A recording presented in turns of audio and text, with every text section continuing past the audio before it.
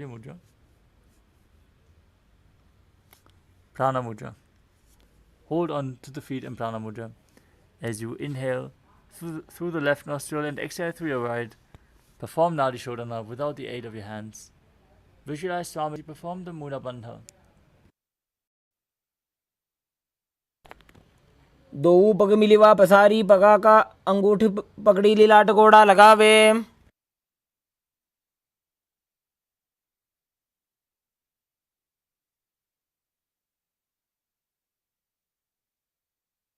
Next up is Pidukasana. As you sit with your legs straight, extend your knees slightly up. Keep one hand distance between the heels. Bring your shoulders down. Wrap your hands in and up. Now hold the soles of the feet from the outside as you gaze to the nose and visualize Swamiji in your inner space. प्रथम बेसी दो पाव पसारी कछुक उतारे. Next up is Bhavasana. As you extend both legs out with the heels together, place your chin on top of the heels. Insert your hands below the legs with the palms facing up. Gaze to your nose, perform the Mula Bandha,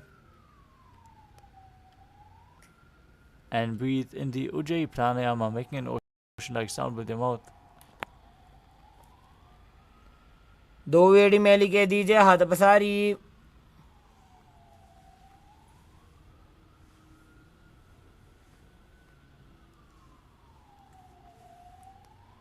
And next up is Urdhva Paschimottanasana. As you sit and extend both legs out, lift one foot behind your neck and lean forward and down as in Paschimottanasana.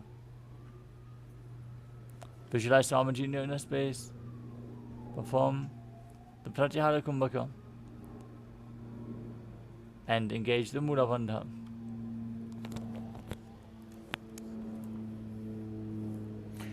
पश्चिमतानवत्सं स्थितिं कृत्वा एकं पादं ग्रीवायां धृत्वा तिष्ठेत्. Next up is Anantasana. With the legs on the back, lift your right leg behind your neck. Keep your left hand holding on to the foot behind your neck as you gaze towards your nose and visualize yourself as infinite, endless, or eternal. उत्तानशयने एकैकं Pai ग्रीवायां विन्यस्य.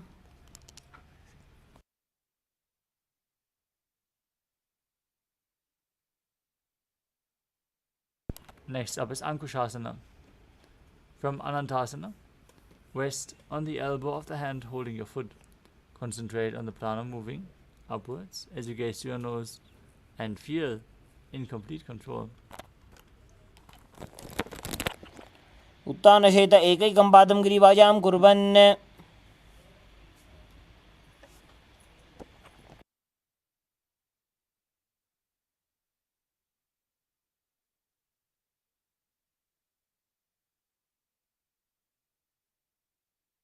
The next asana is Tadashasana. As you lay down on your back, bring your knees towards your chest and circle the thighs and calves with your arms as you roll from left to right. Visualize Swamiji in your inner space and perform the Mula Bandha. उत्तानशयनं जानुनि हृदयवष्टम्भा. Next is Urdhva Paschimottanasana on the other side. Sit and extend both legs out as you lift one foot behind your neck. Lean forward and down as in Paschimottanasana and visualize Swamiji in your inner space. पश्चिमतानवत्सं स्थितिं कृत्वा एकं पादं ग्रीवायां धृत्वा तिष्ठेत्.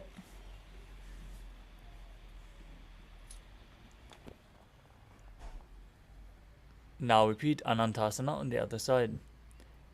Lay straight and hold on to the foot as you gaze to your nose and visualize yourself as endless, eternal. उत्तानशयने एकैकं पायिग्रीवायां विन्यस्य. Now roll onto the side. Repeat Ankushasana on the other side.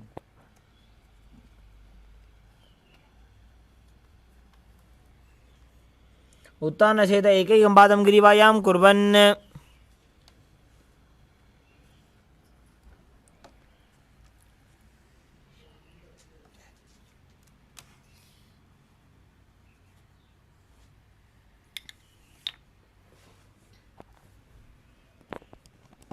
Next up is Yoga Nidra. As you lay on your back, lift your legs one by one up behind your head. Hold your hands behind your back and gaze to the nose. As you visualize Swamiji in your inner space, perform the Mula Bandha. पादाभ्यां वेष्टयेत् कण्ठं हस्ताभ्यां पृष्ठबन्धनम्.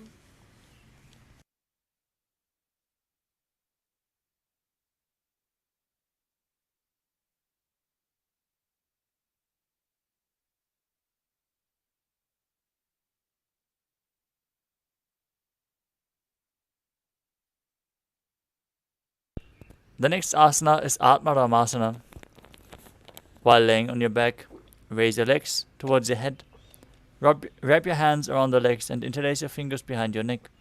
Gaze to your nose. Visualize Lord Vishnu blessing you from within. आत्मा राम आसन प्रथम सूधो सोवे. Next up is Kochikasana. As you lay on your back, with the knees to the chest, soles facing up, extend your arms sideways and gaze to your third eye as you visualize Swamiji in your inner space. दो हाथ सीधा सा करे 300 ube Sapa करे.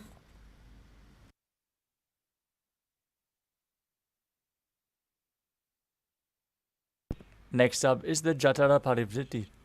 This asana consists of 3 steps. Perform all 3 steps and then repeat them on the other side. Now lay on your back with the knees to your chest, arms at the side. Then drop one knee to the ground and extend the other one down. Bring both knees bent to the side. Extend both legs to the side. Hold the feet gaze away from the feet. Come back to the center. Bring the other knee down. Extend the opposite leg down. Bring both knees bent to the side and extend them to the side as you gaze away from the feet. Visualize Swamiji. Perform the Mula Bandha. परिवृत्य कुक्षिभागे त्रिधा हि परिकीर्तितः.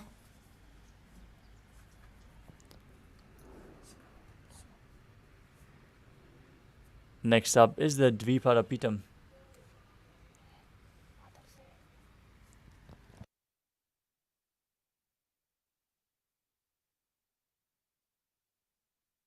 Now lay on your back and bend your knees. Place your feet flat on the ground. Hold your ankles and lift your hips up. Gaze to your nose as you visualize yourself as sturdy as a bridge. Perform Jalandhara Bandha and Mula Bandha as you breathe in Mudita Kumbhaka. Exhaling while the throat lock is engaged. Internally chant the japa Om Nithyananda Paramashivoham.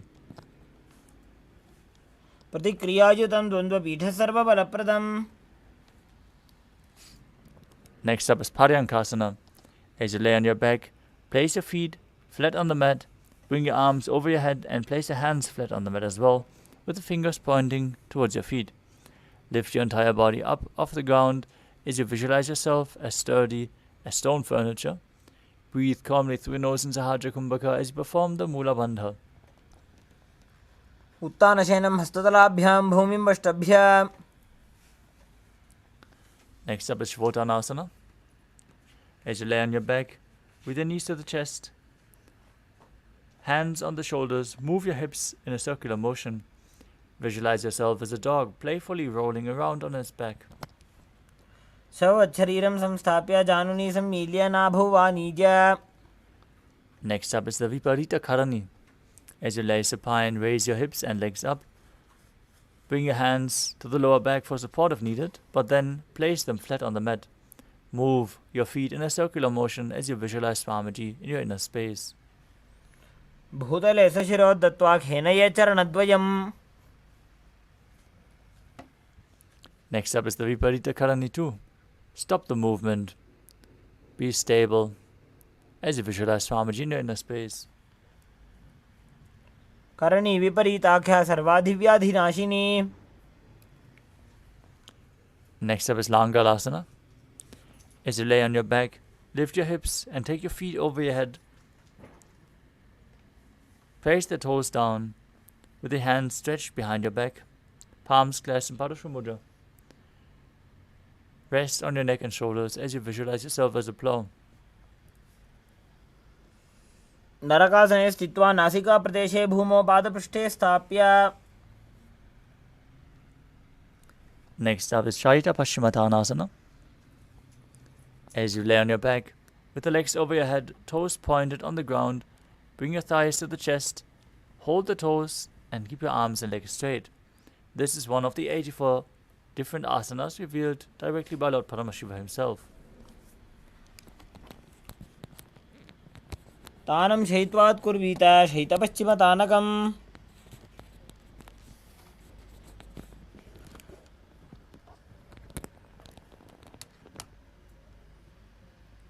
Next up is Supta Konasana. From the same position, spread your legs wide apart and bring your hips over the shoulders as you visualize Swamiji in your inner space.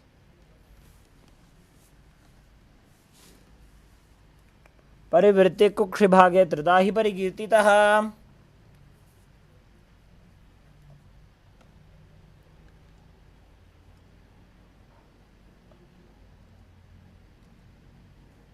Next up is Chakrasana.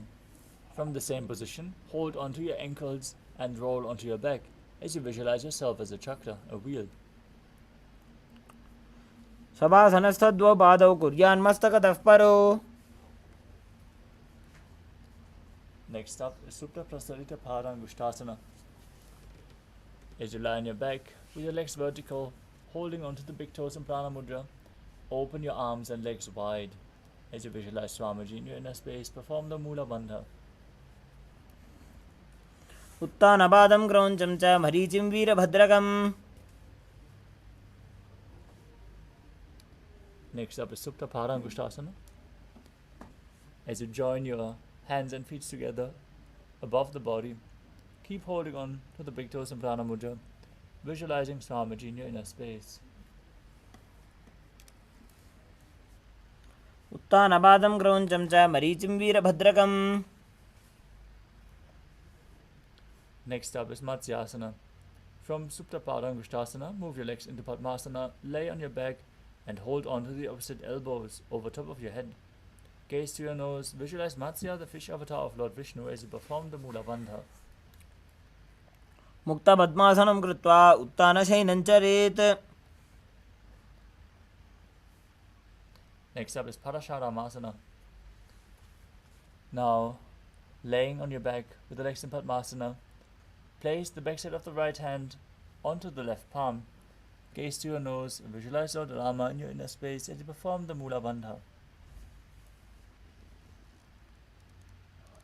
प्रथमकरे पद्मासन आछे सूधो स्वे भूपरिपाछे. Next up is Sarvangasana. While laying on your back with the legs in Padmasana, lift your hips and legs up. Place your hands to your hips for support as you keep the elbows on the ground. Tuck your chin to the chest, gaze to the nose as you visualize Swamiji in your inner space.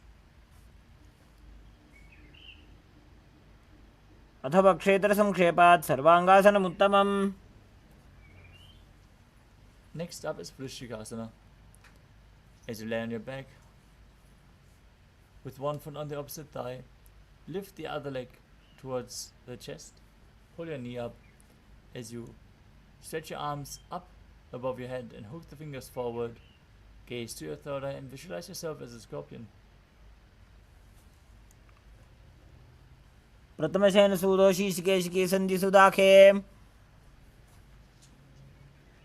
Now exchange the position of your feet. Repeat Vrishikasana on the other side. प्रथमशेन सूधो शीशिकेशिकी संधि सुदाखे. Next up is Vrishaparakshitasana. As you lay on your back, with your fingers interlocked behind your neck, lift both legs up and pull one knee in towards your chest back and forth, visualizing Swamiji in your inner space as you breathe calmly in Sahajra Kumbhaka.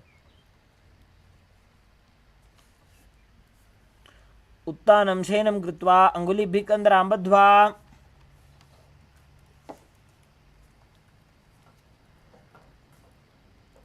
Next up is Maharotanasana. As you lay on your back, lift your legs one by one, touching the ears with your knees as you keep your hands at the side of your body and visualize Swamiji in your inner space. श्रोतानवत्संस्थितिः कृत्वा जानुद्वयं पर्यायेन कर्णयोः संस्पृशेत्. Next up is Vrikasana. While laying on your back, place the soles of the feet flat to the ground, stand up and sit back down as you visualize yourself as a wolf. उत्तानशयनं कृत्वा पादतलाभ्यां भूमिं धृत्वा.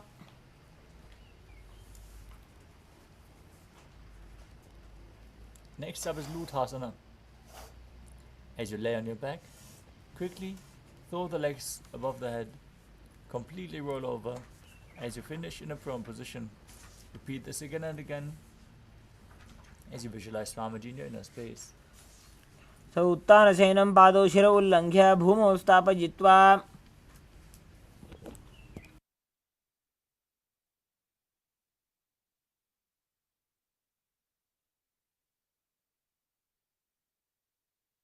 The next asana is Saladhasana.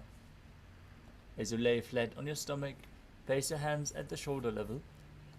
Visualize yourself as a chariot carrying warriors into a battle for Dharma on your chariot back as you perform the Mula Bandha. निब्जशयनं कृत्वा नाभिं भूमौ निधाय. Next up is Dehalyulanganasana. As you place your palms on the mat, jump your legs forward and back again and again. Feel yourself go beyond the body and mind as you breathe in Sahajra Kumbhaka and perform the Mula Bandha. हस्तद्वयं बद्ध्वा तन्मध्ये चरणद्वयम् उड्डानैव बहिरानीय.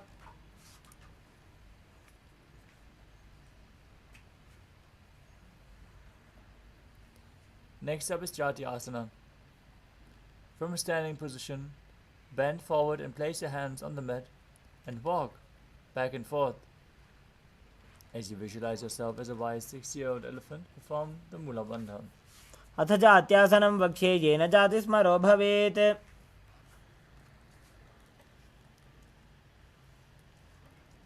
Next up is the Lolitika Karana. Now stand with the knees bent, feet pointing outwards, and bend your elbows to make a finger lock at your chest level. Rotate your hands around the body as you open up your chest wide and move your head in all directions.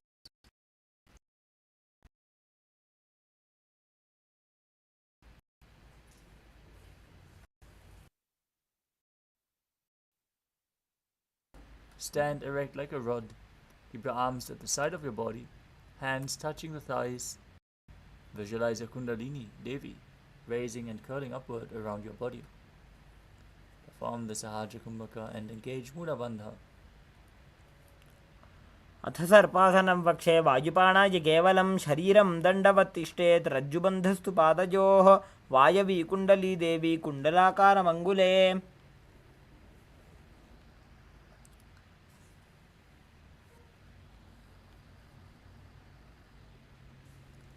Next up is Ushtra Sadhanasana. While standing, place all fingers on the mat and then stand on your hands, holding the foot from the front. As you walk around on the mat, visualizing yourself as a camel, form the Mula Bandha. मुष्टिकनिष्ठिका प्रदेशेन भूमौ निधाय उपरि पादतले संस्थाप्य. Next up is Ashvasana. From the same position, hold the feet from the outside and walk around, visualizing yourself as a horse. मुष्टिकनिष्ठिका प्रदेशेन भूमौ निधाय उपरि पादतले संस्थाप्य. Next up is Kapota Nitakasana. From a standing position, bring the heels together and interlock your fingers behind your back in Padusha Mudra as you open up your chest wide. Visualize yourself as a soaring bird diving. पादतले भूमौ निधाय पृष्ठभागेन हस्तौ जङ्घापर्यन्तं नीत्वा.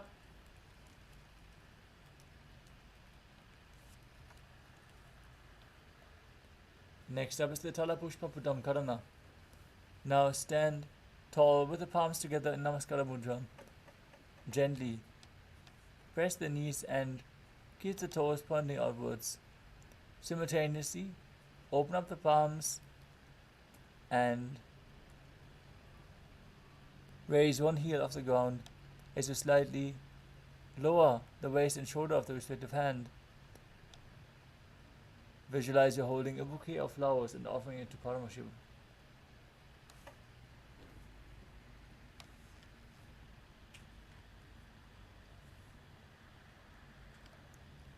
Next up is Khadgasana.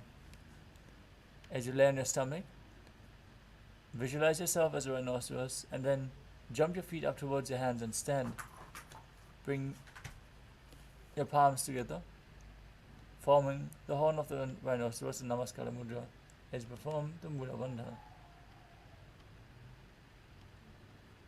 मुद्रसरतमासनं कृत्वा पादतलाभ्यां भूमिं धृत्वा.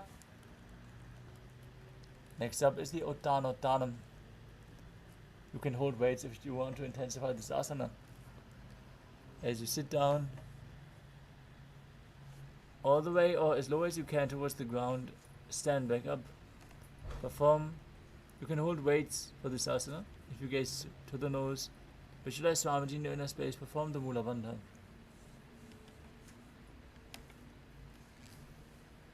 पुनः पुनः उत्थातव्यमसितव्यमिति उत्थानोतिम्. Next up is Musalasana.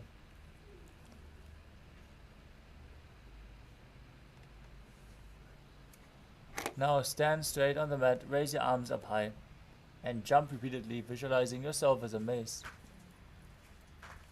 सरलं स्थित्वा ऊर्ध्वं बाहु नयेत्. Next up is Uchir Shakasana. From a standing position,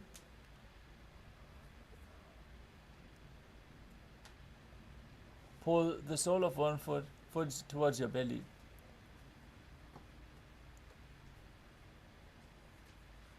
And then alternate, sitting down and stand back up. You visualize Swamiji in your inner space. एकैकं पादतलं कुक्षौ निधाय तिष्ठेत् उच्छीर्षकं भवति.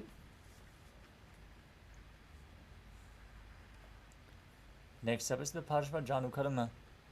Now stand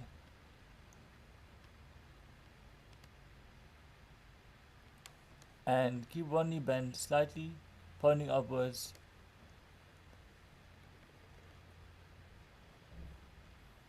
Now lift one foot and pull it up towards your chest.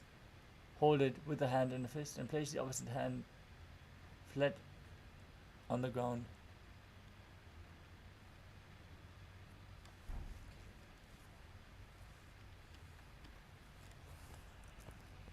The next asana is Tandavasana.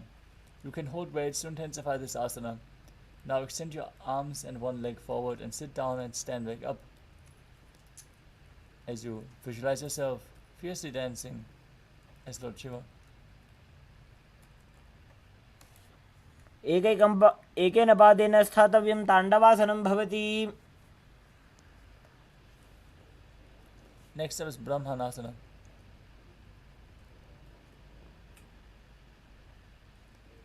Now place the left foot on the opposite thigh and stand erect on the mat like a rod. Keep your hands at the sides. Visualize yourself as a Brahma as you perform the Mula Bandha. ब्राह्मणासनमावक्ष्ये यत्कृत्वा ब्राह्मणो भवेत्.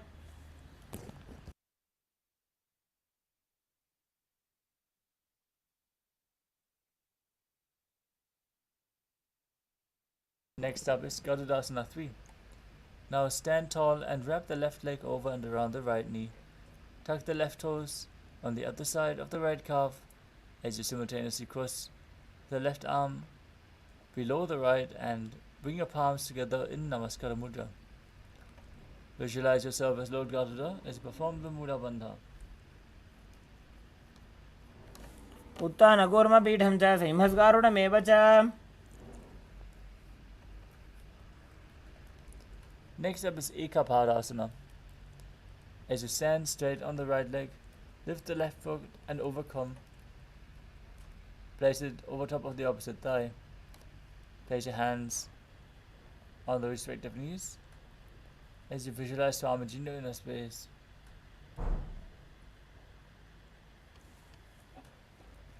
दक्षाङ्घ्रिं वामपादस्य जङ्घोपरि निधाय च. Next up is Dhuruvasana, the pole star posture. Now stand on one leg and hold the big toe of the other foot with the respective hand as you start rotating your body on the side. एकेन हस्तेन दण्डरूपस्य एकस्य पादस्य अग्रं धृत्वा. Next up is Trivikramasana. Now stand and bring one leg behind your neck. Then alternate standing and sitting as you perform the 3 steps of Vishnu in Trivikramasana. ग्रीवायां पादं संस्थाप्य स्थातव्यम् उत्थातव्यं त्रिविक्रमासनं भवति. Next up is Parshvajanukarana on the other side. Pull the other knee up. Hold it with the fist. Visualize Bhagavan Vishnu.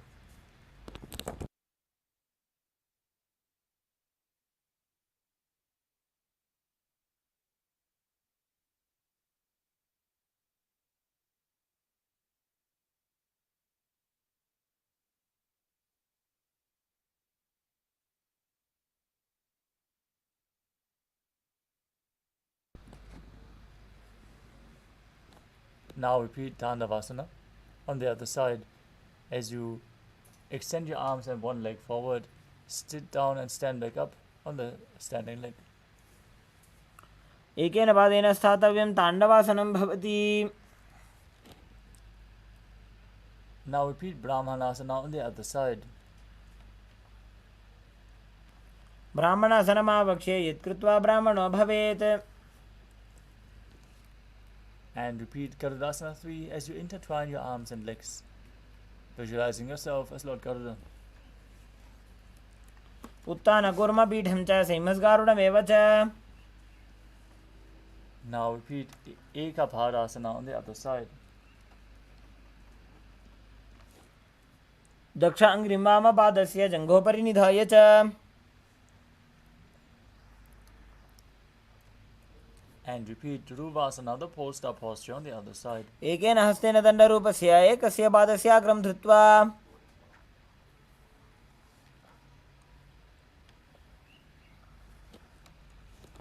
Finally, repeat Trivikramasana on the other side.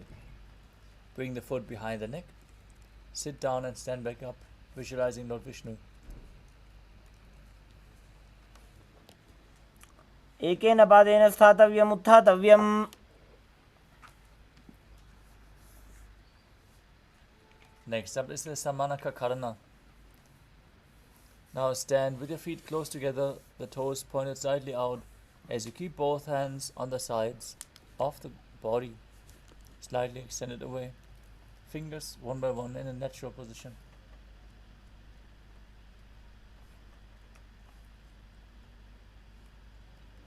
As you move on to the final 100 asanas of the sequence, we would like to again request everyone to please switch your cameras on and join us in the yoga practice. Prepare yourself for tonight's darshan. Through yoga, you can prepare your body to hold the spiritual energy more intensely and manifest the state, space, powers, being, and superconsciousness of Paramashiva. through the initiations. Let us now move on to the next asana of the sequence, which is Gorak Anjali Asana. As you stand erect and then bend forward, bring both hands underneath the knees and make a finger lock in Padusha Mudra. Sit in a squatting posture and let the finger lock touch your navel. Visualize Sage Goraknath, the founder of the Natha Yoga Hindu Sampradaya, as you perform the Jiva Chala Kumbhaka, inhaling, holding the breath and moving the prana up and down within the system, as you perform the Mula Bandhan.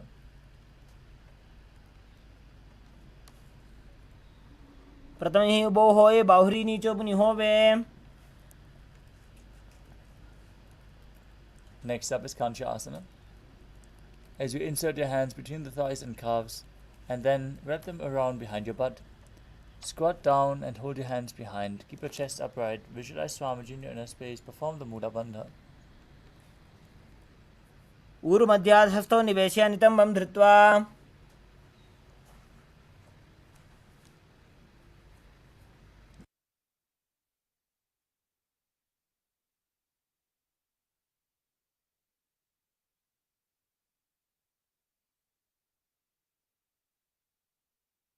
Next up is Bhairava Asana. Now bring the feet together and sit in a squatting posture with your heels touching the perineum. Hold your hands at the back and sit upright as you gaze to the navel and visualize Bhagavan Kala Bhairava, the Lord of Time. दो पग की थलिया की माहिली को और मिलाई. Next up is Varahasana. As you squat all the way down to the ground, keep your feet together, toes apart. Bring your elbows up close to your head and the palms joined over your back facing downwards in Anjali Mudra. Gaze to your nose as you visualize a boar, one of the 10 incarnations of Mahavishnu. पागदली की माहिली को और मिलाई फना बाणी उकड़ बैसे. Next up is Pripyitasana.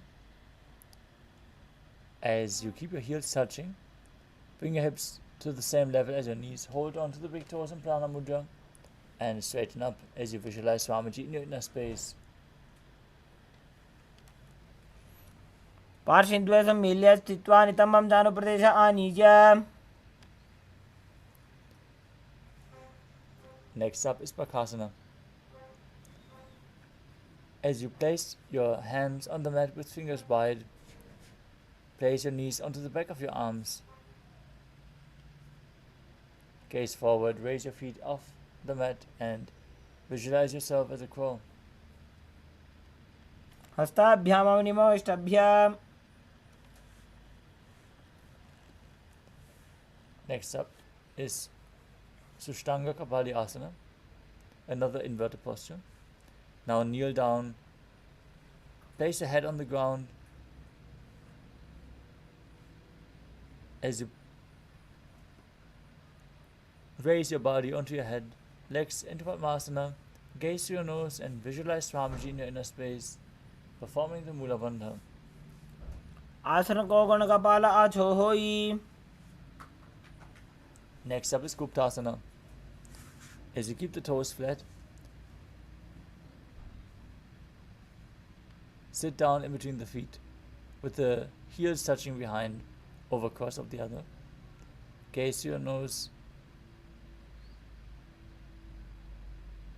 as you are sitting in the secret seat with Paramashiva and Guru. Internally chant the Mahavakya Om Nithyananda Paramashivoham. Janor भोरंतरे पादौ कृत्वा पादौ च गोपयेत्. Next up is Vrikshasana 2. As you place your hands on the ground, fingers wide, lift your body up straight into a handstand. If you can't perform this asana alone, get a partner to aid you or use a wall for support. Now, visualize you're a tree with deep roots into the ground as you breathe in Sahaja Kumbhaka and perform the Mula Bandha. सप्तचक्रक्षालनाय vrikshasana विशेषकान्.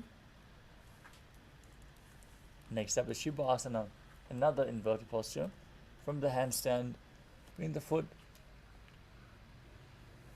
straight, gaze to your third eye and visualize tejas flowing to your third eye. दो पग जोड़ी माही Gulf मिलाए. Next up is Matsyasana 2.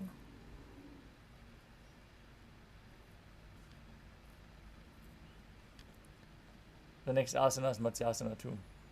With your hands flat on the ground, shoulder width apart, lower your body down onto the mat and push it back up again and again, visualizing yourself as a fish. निब्जं शयनं कुर्वरो पार्श्वभागायाम् ऊर्ध्वकृत्य. Next up, Sarvasana 2. As you lay prone on your belly, with your hands on the hips, extend your legs pointy and point the toes as you lift your chest and to the left and right like a snake, visualizing yourself as a snake as you perform the Mula Bandha.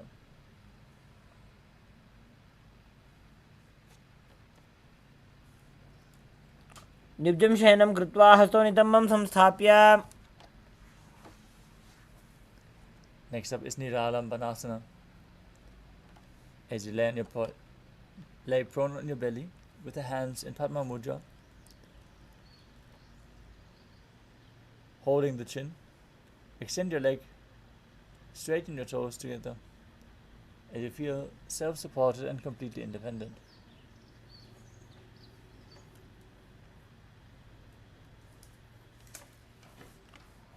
कराभ्यां पङ्कजं कृत्वा तिष्ठेत् कुर्परया सुधीः. Next up is Chaturasana. As you lay on your stomach, place your hands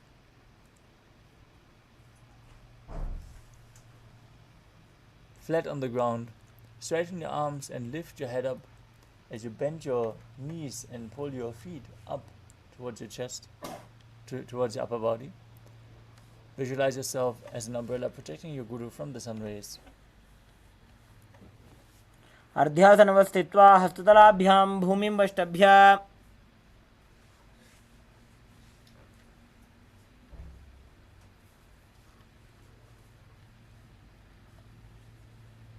Next up is Vajrasana. As you sit on your knees with the tops of your feet flat on the mat, bring your butt onto the heels, stretch your arms out in front, placing the palms facing down. Place your forehead on the mat. Visualize yourself as Vajra, the weapon, which is symbolizing indestructibility. इदानीं गर्भिणीनां योगाभ्यासो यथा लघो. Next up is Meshasana. Now place your hands flat and push your body up, lifting the hips up high. Visualize yourself as a powerful ram as you alternatingly strike the ground with your hands, feeling yourself as powerful as a ram. गजासन संस्थितो एकैकं बाहुं भूमौ ताडयेत्. Next up is Ajasana. From Gajasana, lift your legs into the air and slowly bring the forehead towards the ground as you visualize Swamiji in the inner space. गजासन संस्थितो पादद्वयम् अन्तराळे कृत्य.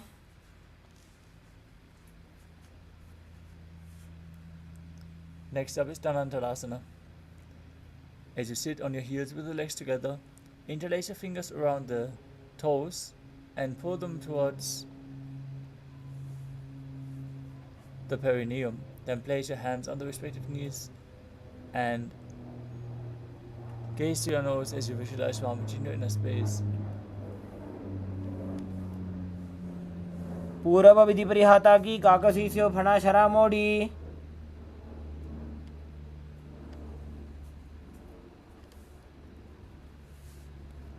Next up is the Angamottanam.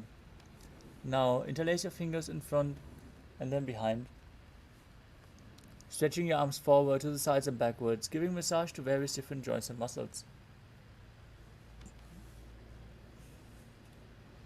हस्तयोः अङ्गुलीर्बद्ध्वा हस्तयोर्मध्यात् सर्वमङ्गं निष्कासयित्वा. Next up is Garudasana form. As you sit on your heels in Vajrasana,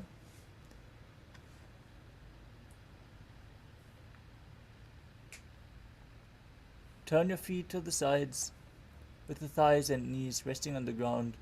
Keep your spine straight, hands on top of the knees as you visualize yourself as Lord Garuda flying Vishnu and Lakshmi on his back.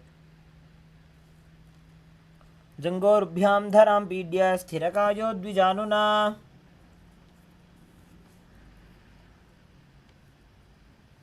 Next up is Ananda Mandirasana.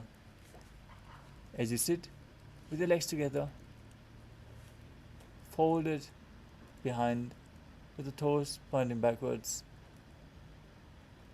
Open your knees wide. Gaze to your third eye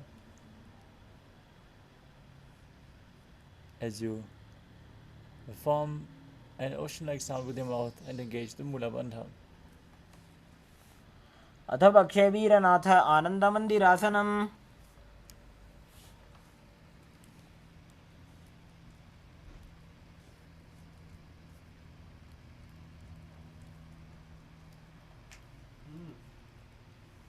Next up is Mandukasana 2. As you sit with your knees wide, feet overlapping on your ankles, hands under the knees, gaze to your nose. Perform Manduki Mudra with your tongue, visualizing yourself as a frog as you perform Uddiyana Bandha and Mula Bandha. पृष्ठं सम्पीड्य गुल्फाभ्यां जान्वङ्गे सबलयाकृतिः Next up is Narasimhasana. Now keep your toes on the mat, heels up and together. Place your perineum on the heels. Place your palms on the ground with the fingers wide, thumbs touching, and the base of your hand touching your toes. Gaze to your nose as you stick out your tongue and exhale. Visualize Narasimha, one of the 10 avatars of Lord Vishnu. दो फणा पाणी होय वैसे AD मेले रघुदानी वैसे Next up is Vishakasana. As you sit on the toes with the perineum placed on the back, separate the knees and make a hollow of your throat, hollow of your palms as you place it over your mouth. Keep the thumbs underneath the teeth and close the lips. Gaze to your nose and visualize yourself as Devi, victorious over all of your fears. दो उपगांगी AD जोई घोड़ा फनोबान अपनी होई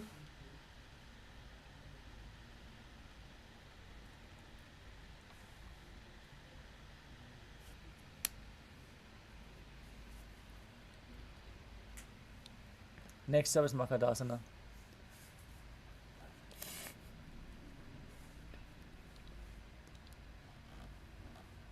With the soles of the feet together, the top of the feet on the ground, sit on your heels and bend your elbows. Bring your fingers to the armpits. Imitate as if you were a monkey scratching itself as you gaze through your third eye. Visualize yourself as a playful monkey. दो वो पगदली संपुट आने तिनकी पिष्टि भूमि पर इठाने Next up is Vajrasangarasana. As you stand on your toes, with the soles of the feet together, sit on your heels, keep your knees wide and off the floor. Hold your elbow behind your back as you gaze through your nose and embody diamond-like strength for you and your Sangha, your spiritual community. प्रथम पणा पाणी होय वैसे दो AD गुदानी वैसे Next up is Kanjanasana. As you keep the toes down, ankles crossed behind and sit on your heels. Place your palms on the mat to the sides as you gaze through your nose and visualize perfect health beyond any and all physical or mental ailments, performing Uddiyana Bandha and Mula Bandha. खञ्जनासनमावक्षे यत्कृत्वा सुस्थिरो भवेत् Next up is Kurmasana. With the toes flat, cross your feet and place your perineum on the back of your heels. Keep your knees wide and on the floor as you rest your hands on the knees. Make your upper body stiff, like the shell of a turtle, as you gaze to your nose and visualize yourself as a turtle with a stable body and mind to live for centuries. गुल्फौ तवृषणस्याधो व्युत्क्रमेण समाहितो. Next up is Yogasana. From the same position, shift your gaze to the third eye, your visualization to Swamiji, and perform the Mudra Bandha. Relax your upper body. बुधं नियम्य गुल्फाभ्यां व्युत्क्रमेण समाहितः. Next up is Vijyogasana. As you stand on your knees, cross your ankles behind with the feet near the opposite knee. Hold your calves with your fingers inside and the thumbs outside as you gaze to your third eye and visualize a space of eternal oneness Advaita with the Guru. गोड़ा वामो बो होई गोड़ा आड़ा राखे दोई. Next up is Ustrasana 2. In a kneeling position, bend backwards and hold your ankles with your hands. Keep your arms straight. Push your hips forward and tilt your head back as you visualize yourself as a camel. मेरुदण्डग्रन्थिदाढ्य संविवादयिषुः पुमान्. Next up is Jatyasana 2. With your heels together, back and the hands on the soles of the feet.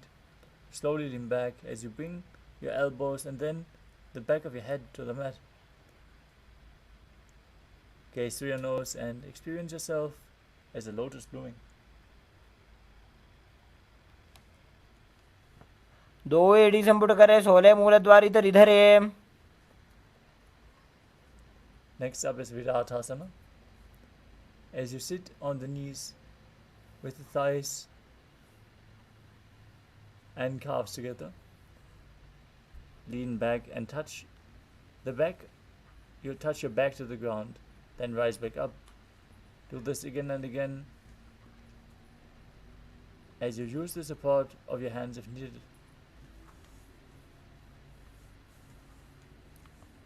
जंगा पृष्ठभूमो निधाय जंगोत्रयोः ऊर्णी संस्थाप्य. Next up is Akasha Kapotasana. From Viratasana, raise the hips higher. Bring your forearms on the mat.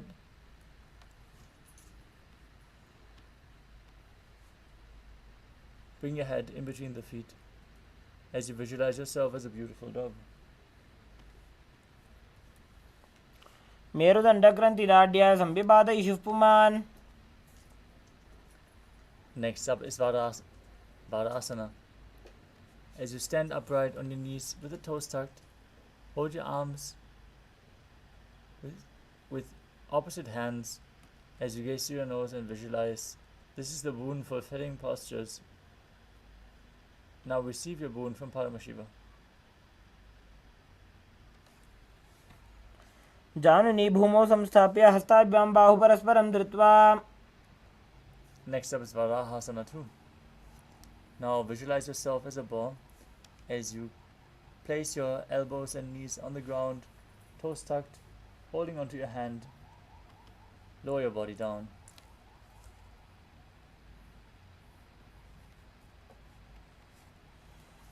सूर्यं चन्द्रं भेदनानि आसनानि निकथ्यते. Next up is Mundasana. Now place your elbows on the ground, shoulder width apart. Interlock your fingers and place your forehead on the ground as you walk your feet up until your head aligns, your hips align with the shoulder, then straighten your legs up.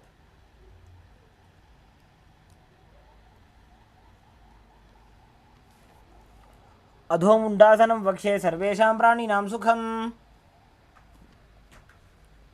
Next up is Andhasana. Directly keep your head in between the knees as you hold on to the respective ears.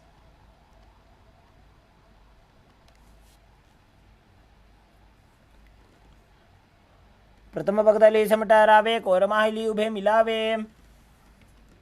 Next up is Viparita Shalabhasana. As you lay on your belly, With the arms extended straight out, lift your thighs, arms and chest off the mat together. You can hold weights to intensify this asana as you visualize yourself as a locust. शलभासन भेदाश्च नटभेरुण्ड नामके. Next up is Kapalasana. As you lay on your belly with the arms extended to the sides, gazing down. Keep your forehead on the ground. Keep your chest on the mat and lift your legs up together. कपालं भूमौ निधाय ऊर्ध्वं पादौ नयेत्.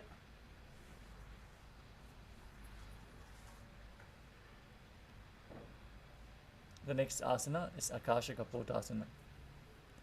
As you lay on your back, on your stomach, bring the hands to the sides, lift your legs up and push them over your head. Slowly place your feet on the mat in front.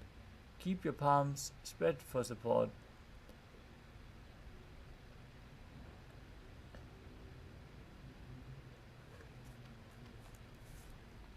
उष्ट्रासने स्थित्वा चरणौ भूमेरुत्थाप्य. Next up is Chatakasana. Sit on your knees. Bring your chest down so the navel touches the knees. Keep your hands flat on the mat and the forearms on the ground. Be sturdy. Visualize yourself as a sparrow. कूर्परपर्यन्तो हस्तो धरामोष्टभ्याम्. Next up is Vrishikasana 2.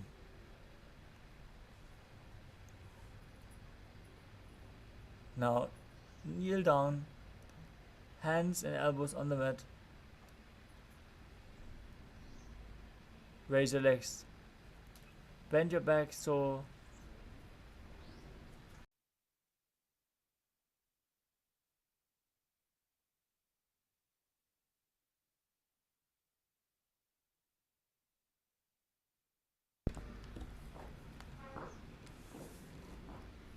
the next asana is Vrishasana.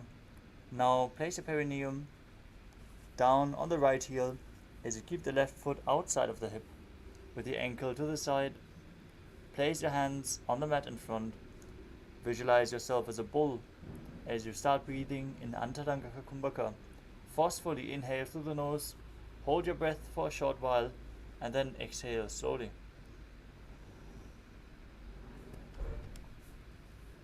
याम्यगुल्फे पादमूले वामभागे पदेतरम्. Next up is Lolasana. From a kneeling position, place your hands flat on the mat in front. Lift the knees off the ground and cross the toes of the left foot over top of the asana on the other side. याम्यगुल्फे पादमूले वामभागे पदेतरम्. The next asana is Balagunasana. As you place the toes of the left foot onto the ground with the heel raised, place the perineum onto the heel and step the other foot forward, flat with the knee raised. Keep your hands on the respective knees as you visualize Balagunahai, one of the 84 siddhas in your inner space. आसन को गुण कपाल आछो होई. Next up is Grahasana. As you squat with the feet flat on the mat, bring your elbows under the thighs and wrap your hands around the shins as you hold onto the ankles from the outside, visualizing yourself as the entire planet. पादतले भूमौ संस्थाप्य जानुमध्ये कूर्परौ स्थाप्य. Now repeat Balagunasana on the other side. आसन को गुण जल विकार जाई. Next up is Utkatasana. As you squat on the toes with the heels up and the knees off the mat, place your perineum onto the heels and your hands on the respective knees. Keep your spine straight. Visualize Swamiji in your inner space, and you can hold weights if you want to intensify this asana. युजास्पिजोस्ति यत ऊर्वजानो यत्रासने पादतलद्वयोपरि. Next up is Vajrasangarasana 2. As you sit on the toes with the perineum on the heels, soles of the feet together, keep your knees wide and off the ground as you hold opposite elbows behind your back. Visualize Ramaji in your inner space as you perform the Mula Bandha. प्रथम बना बाणी होए जैसे दो एड़ी गुदानी वैसे. Next up is Anilasana. As you squat or sit with your feet hip width apart, place your hands under the soles of the feet from the inside with the palms facing down, keeping your arms straight, elbows at the navel, gaze to your nose as you visualize you're able to consume and live off of air alone.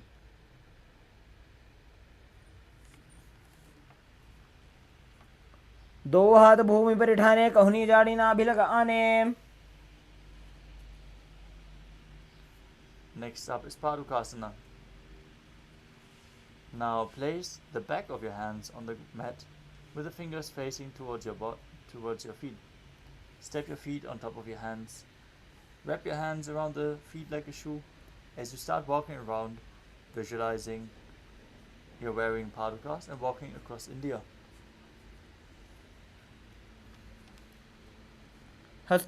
हस्ततलयोः पादतले कृत्वा तिष्ठेत गच्छेत् पादुकासनं भवति. Next up is Kukkuttaranasana. As you place your palms on the mat, raise both feet upwards into the air and let them fall back down. Do this again and again as you visualize yourself as a rooster. हस्ततले भूमौ कृत्वा पादतले च ऊर्ध्वमुड्डानं कृत्वा.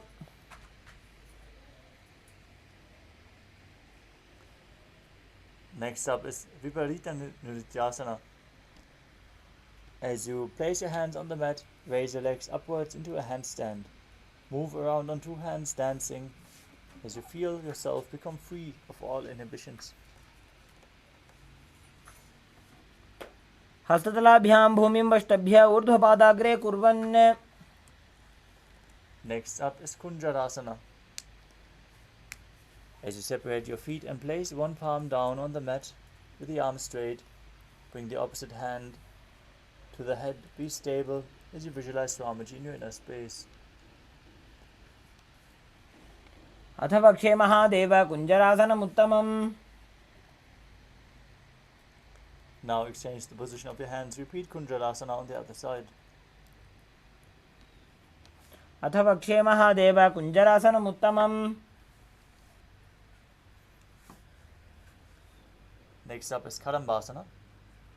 As you sit on the ground with the feet flat and the heels close to your body, hold the respective ankles with your hands and lift your feet off the ground.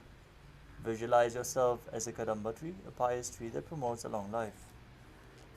पार्श्वभ्यां भूमिं वष्टभ्य हस्तद्वयेन गुल्फौ धृत्वा. Next up is Pavana Muktasana. As you sit with your heels at the perineum and pull opposite knees to your chest with your hands. Visualize any excess vata being released from or balanced within your system as you perform the Mula Bandha and calmly breathe through your nose into Sahadra Kumbhaka. द्वयोस्तु पादयोः पाणिं लात्वा स्वस्वनितम्बके. The next asana is Chakorasana. Now sit on the ground with one leg behind your neck. Place both hands at the side and extend the other leg forward as you lift your body off the mat. Gaze to your third eye as you visualize yourself as a powerful source of energy. पूर्वदानं चतुष्पादपीठं वज्रासनं तथा. Next up is Dhanurasana 2. Now keep one leg extended and hold the respective big toes in Prana Mudra as you pull the other foot towards your ear, visualizing yourself as a bow. पादाङ्गुष्ठौ तु पाणिभ्यां गृहीत्वा श्रवणावधि. Next up is Ashtavakrasana.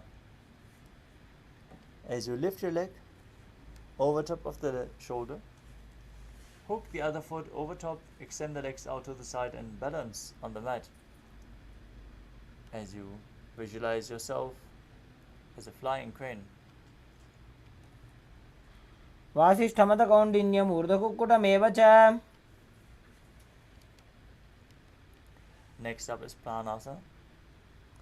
As you place the right foot on the left thigh and bring the left foot flat on the ground, bring the left shoulder underneath the raised left knee with the hand flat on the mat and push the right knee down to the ground. Gaze to your third eye and visualize you are immortal and able to exist solely from prana. एतत् प्रभेदं वक्ष्यामि करोति यः स चामरः. Next up is Paramashivoham. Now place one foot towards the opposite hip with the knee flat and step the other foot over top of the knee. Twist your body around the raised knee and bring the arm beneath the knee as you interlock your fingers behind your back. Gaze to your third eye and visualize Sage Matsindana, the master of Hatha Yoga. पार्श्वाभ्यां धृत्यते यास्तु पार्श्वमत्स्येन्द्रमुत्तमम्. Now repeat Chakodasana on the other side. Lift the other leg behind your neck. If you can't lift the leg that high, bring it over your shoulder or pull it up towards your chest. Then lift your body off the mat as you visualize yourself as a powerful source of energy. पूर्वदानं चतुष्पादपीठं वज्रासनं तथा. Now repeat Dhanurasana 2 on the other side. Pull the other foot towards your ear as you visualize yourself as a bow. पादाङ्गुष्ठौ तु पाणिभ्यां गृहीत्वा श्रवणावधिम्. Next up is Ashtavakrasana on the other side. Balance on your arms with the legs extended to the side as you visualize yourself as a flying crane. वासिष्ठमथ कौण्डिन्यम् ऊर्ध्वकुक्कुटमेव च. Next up is Pranasana on the other side. Bring the other foot over top of the opposite thigh and bring the shoulder underneath the knee and visualize you're immortal and able to exist solely from prana. एतत् प्रभेदं वक्ष्यामि करोति यः स चामरः. Now repeat Parshvamatsyendrasana on the other side as you twist your body around the raised knee and interlace the fingers underneath the knee behind your back. Gaze to your third eye. Visualize Sage Matsyendra, the master of Hatha Yoga. पार्श्वाभ्यां धृत्यते यास्तु पार्श्वमत्स्येन्द्रमुत्तमम्. Next up is Aditya Paschimottanasana. Now keep one leg straight and press the perineum with the opposite heel. Hold on to the front foot with both hands as you lean forward and down. Visualize Swamiji in your inner space. Perform the Jivachala Kumbhaka, moving the retained prana up and down within your body. एकं पादं प्रसार्य एकं पादस्य पार्श्वना Seoni सम्पीड्य. Next up is Crown Shasana. Now keep one heel outside of the hip and hold on to the other foot as you extend it up towards the sky, keeping the leg straight and visualizing yourself as a crane. उत्तानपादं क्रौञ्चं च मरीचिं वीरभद्रकम्.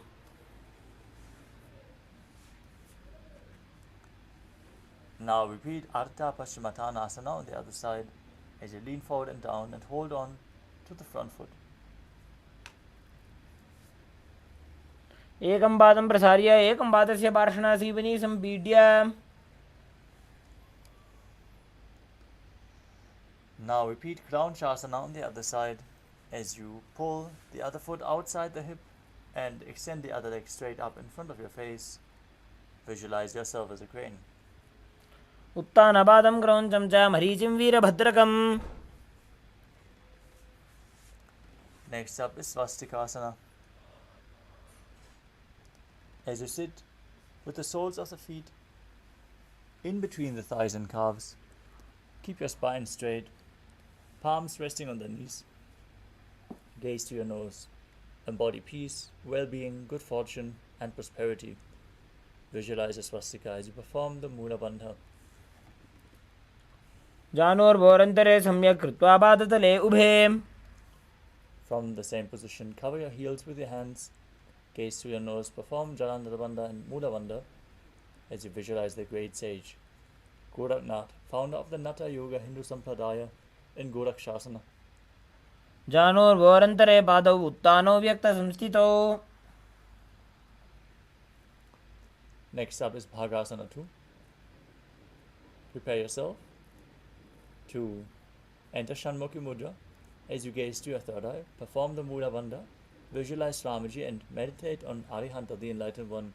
Then close your eyes with your index fingers, your nose with middle fingers, your mouth with ring and little fingers, and your ears with your thumbs. वामपार्श्वोगदं संस्थाप्य दक्षाङ्घ्रिवामजगने. Next up is Yogasana 2. Now, place your feet on top of opposite knees. Place your hands on the ground beside you as you keep the palms facing up. Keep your spine straight, gaze to the nose, visualize Swamiji in your inner space, and perform Kakachantra Kumbhaka, where you roll up your tongue and inhale through the rolled up tongue as you keep your mouth in the shape of the beak of a crow.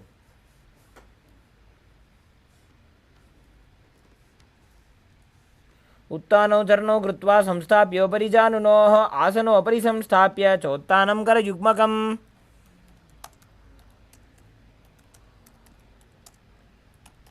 Next up is Urdhva Kukutasana. Now rotate your hands at the side of your body. Place your palms flat and push your body off the mat. Balance on your hands as you visualize yourself as a rooster. वासिष्ठमथ कौण्डिन्यम् ऊर्ध्वकुक्कुटमेव च. Next up is Siddha Haratali Asana. From Padmasana, insert both hands through the knees and place them on the mat without lifting your body up. Stay seated, gaze to your nose and visualize Swamiji in your inner space. प्रथम पद्मासन को करे, हस्त दो वो घोड़ासन धरे. Next up is Hamsasana. From the same position, push your hands into the ground and lift your body up as you gaze to the nose and visualize yourself as an elegant swan. Kukkutasana स्थित्वा स्कन्दपर्यन्तं ऊरोनि नीत्वा. Next up is Karmukasana. From Padmasana, place your hands between the thighs and calves, lean forward and down as you push your hands behind.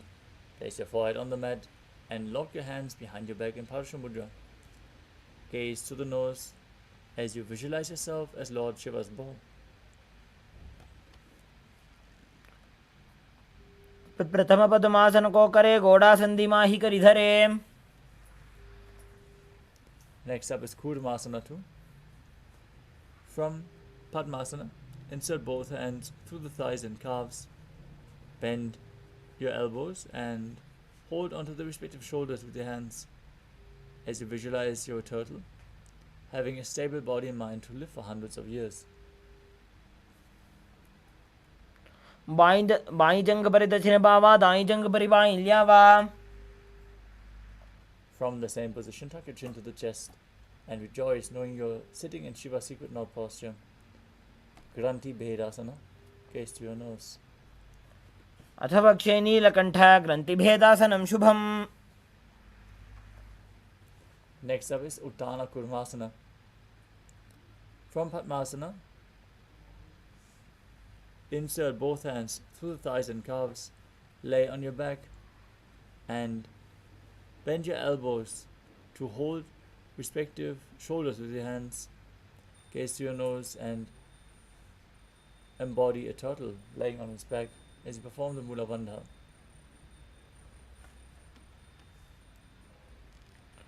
Kukkutasana बन्धस्थं कराभ्यां धृतकन्धरम्.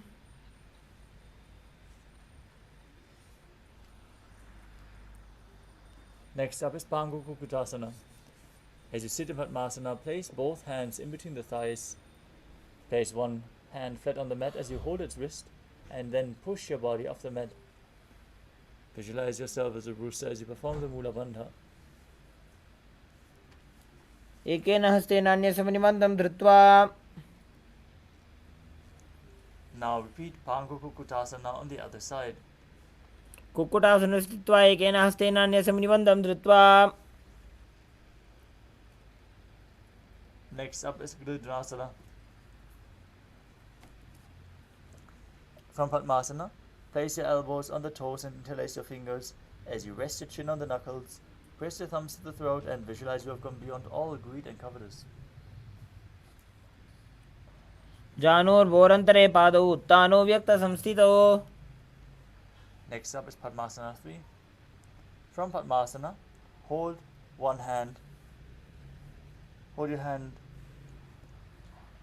over the other with the palms facing upwards. Keep your spine straight, gaze to the nose and visualize Swamiji in your inner space as you engage all three bandhas. उत्तानो चरणो विधाय विधिवत् शक्तिस्थितौ योगिरात्. Next up is Padmasana 4. Now place your hands flat on the knees as you gaze to your nose. Visualize Paramashivam in your inner space as you perform the Mula Bandha. एतत् पद्मासनं कुर्यात् प्राणवायु प्रसिद्धये. Next up is Kadamukasana 2. From Padmasana, place one hand on the respective knee and hook the other hand around the respective big toe as you pull the elbow back as if you're pulling a bowstring, and move the big toe round and round as you visualize yourself as Pinaka, Lord Shiva's bow, and then repeat the movement on the other side. अथान्यासनमावक्षे योगपूरकरक्षणात्. Next up is Kadamukasana 3. From Padmasana, cross your arms behind your back and hold on to the big toes in Prana Mudra. Gaze to your nose. Visualize yourself as Pinaka, Lord Shiva's bow, as you perform Mahamudra Bandha.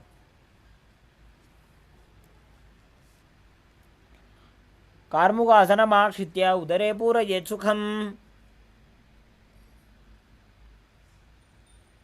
The next asana is Dridhasana. From the same position, lift your chest, gaze to your third eye, and visualize yourself as the action of Paramashiva's third eye, destroying anything you come across as you perform the Mula Bandha.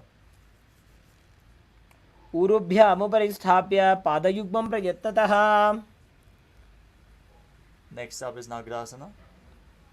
From Kadamukasana 3, roll onto your back with your arms crossed behind. Hold onto your feet, gaze to your nose, and visualize yourself as a snake. As you perform the Mula Bandha and breathe calmly through your nose in Sahadra Kumbhaka.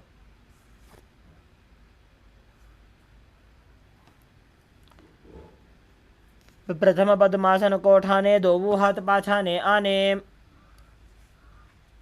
Next up is Kandukasana. As you lay on your back, bend your knees, lift your feet off the ground as you embrace your knees to the chest, with the head tucked to the knees, squeezing your body into a ball. वेत्रासने स्थित्वा हस्तपादान् निष्कुष्य. Next up is Urdhva Pavanasana. As you lay on your back, with the knees flat, knees raised, feet flat on the ground, interlock your fingers behind your neck, gaze to your nose and visualize Swamiji in your inner space. प्रथमे सूधो San करावे घोड़ा उभा राशि मिलावे. Next up is Madhukata Pitasana. As you lay on your back, bend your knees, keep your feet flat on the ground, place upturned palms underneath your heels as you push your hips up. Engage Jalandhara Bandha and Mula Bandha as you perform Mudra Kumbhaka, visualizing yourself as a powerful alpha ape. उत्तान शयनं पादतले उत्तान हस्तयोः स्थापयेत्. The next asana is Uttana Shikipitakasana. As you lie supine and raise your hips up, support your hips with your hands placed on the waist. Place your elbows on the ground and bear the weight of your body as you gaze to the nose and visualize Swamiji in your inner space, engaging Jalandhara Bandha and Mula Bandha. जङ्घोरुबलहीनश्चेत् उत्तानशिखिपीठकम्. Next up is Narakasana. As you lie supine, raise your hips and legs up straight. Place your hands flat on the mat, supporting your body to be straight. If you need support, you can place your hands at the waist and the elbows on the ground. Be straight. Visualize yourself blissfully traversing through Narakaloka unscathed. ग्रीवाकण्ठेन भूमिं वष्टम्भ पादाग्रद्वयमूर्धमुत्सृजेत्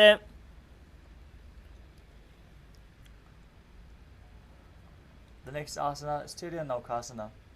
Now bring your hands to the lower back and keep your legs straight as you slowly angle and lower them down, keeping your core engaged as you visualize yourself as a boat crossing the ocean of samsara.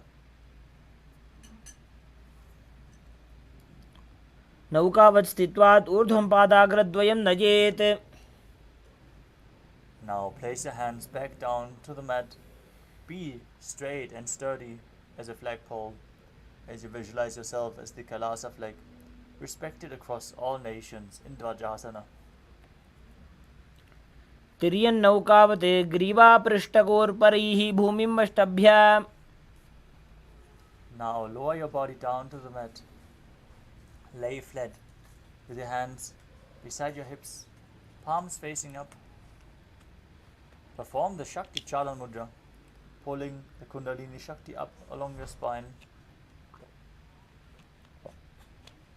Relax, unclutch completely from any external or internal movements.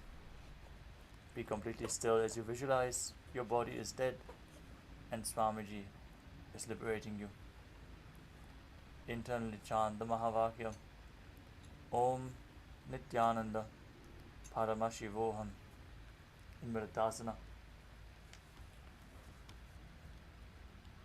उत्तानं शववद्भूमौ शयनं तोषवासनं शवासनं श्रमहरं चित्तविश्रान्तिकारणम्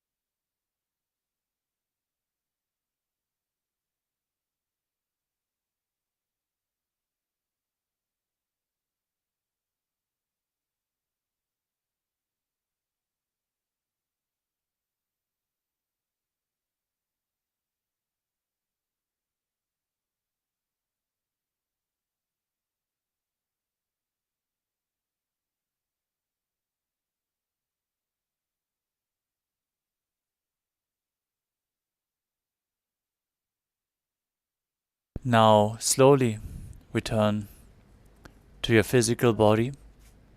Start to wiggle your fingers and toes, your wrists and your ankles, your elbows and your knees. Pull your knees up towards your chest start to rock your body from side to side as you slowly return to a comfortable seated position. Congratulations! You completed the Dvitiya Vinyasa Krama, all 308 asanas of the sequence. Let us now move on to the power manifestation session, so stay tuned as we conclude today's Nityananda Yoga session with the Purna Mantra. Sit straight with your head, neck and spine in a straight line, hands in Namaskara Mudra in front of the heart center. Close your eyes, take a deep breath. Visualize Swamiji in your inner space as we chant the Purna Mantra. ॐ पूर्णमदः पूर्णमिदं पूर्णात् पूर्णमुदच्यते पूर्णस्य पूर्णमादाय पूर्णमेवावशिष्यते ॐ शान्तिः शान्तिः शान्तिः हरिः ॐ तत्सत् सर्वं भगवत्श्रीनित्यानन्दपरमशिवपादुकार्पणमस्तु ॐ नित्यानन्दम्. Thank you all, Nityanandam.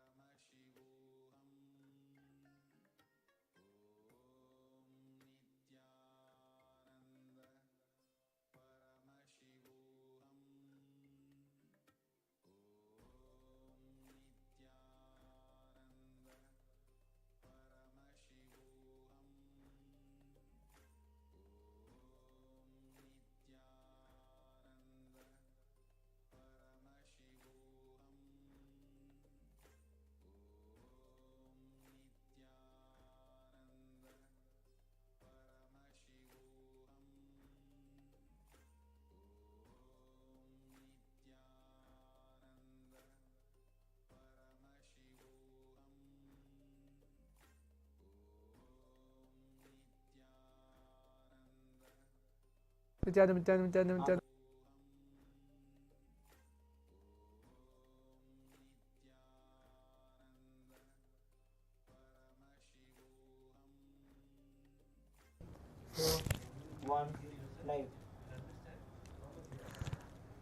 नित्यानन्दं परमसुखदं केवलं ज्ञानमूर्तिं द्वन्द्वातीतं गहनसदृशं तत्त्वमस्यादिलक्ष्यम् एकं नित्यं विमलमचलं सर्वदी साक्षिभूतं भावातीतं त्रिगुणरहितं सद्गुरुं तं Namami.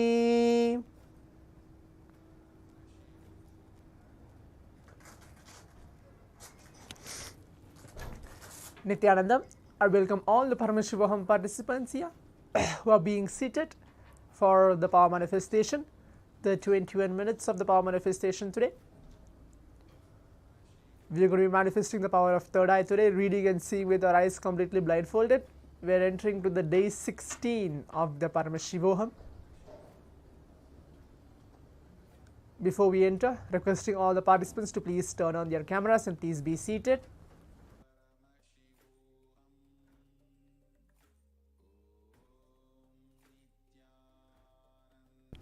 Yes, I can see participants are joining now. Zach Madder, I can see you.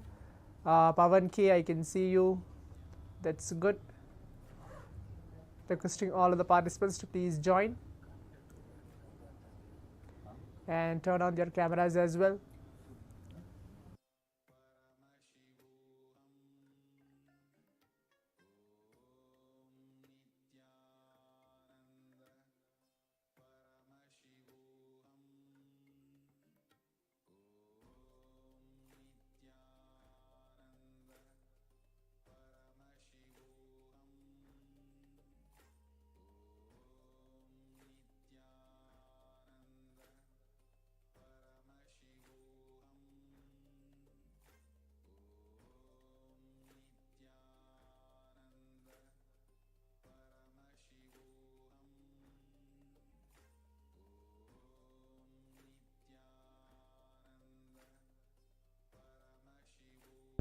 Requesting all the participants to please bring your eye bands, pen and paper, and please be seated. Today we're going to have completely different than all of the 15 days of the power manifestation which we had. If those of the participants who attended yesterday's power manifestation as well, you might have noticed that today's power manifestation is going to be completely different. Please bring your eye bands, pen and paper, and please be seated.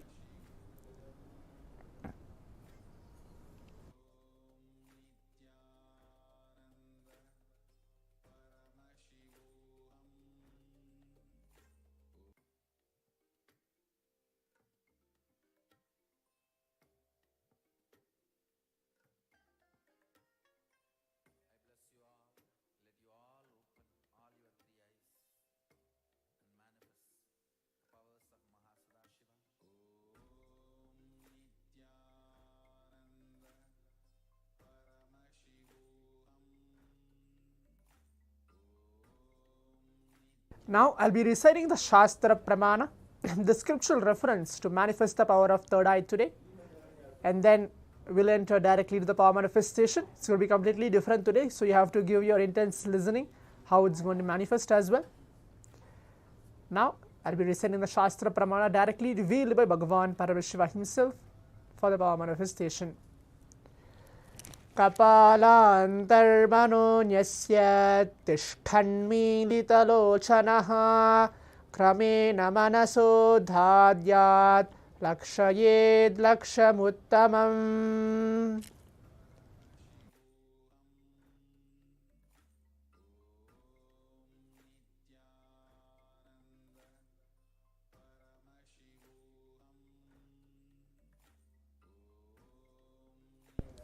The translation goes, by fixing the mind on inner space within the crown center and sitting stably without any movement, having the eyes closed in succession, by that stability of the mind and inner space, through the power of the third eye, one directly sees the ultimate goal, Lakshyam, by having vision beyond the sight that reveals any object or place, attaining the space of oneness with the source, Paramashiva himself. For all of us, Swamiji.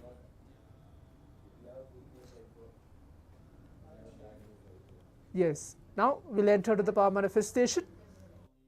Please keep your eye bands ready.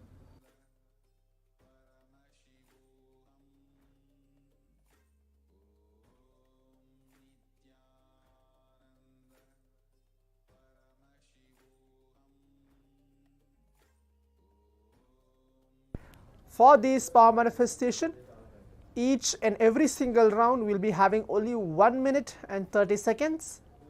We'll be having 8 rounds today. It will be completely different altogether, not 2 rounds or 3 rounds like yesterday, day before yesterday, which we are having. Today we'll be having 8 rounds, 8 quick rounds of the power manifestation. We'll be having for each round 1 minute 30 seconds. In the previous days, we were having 3 minutes for each round. For today's power manifestation, we'll be having only 1 minute 30 seconds per round. So we'll be having 8 rounds today. Requesting all the participants to please be seated for that. If it's audible, if you are able to be clearly understood the steps of the power manifestation, maybe you can leave a thumbs up or yes on the Zoom chat as well.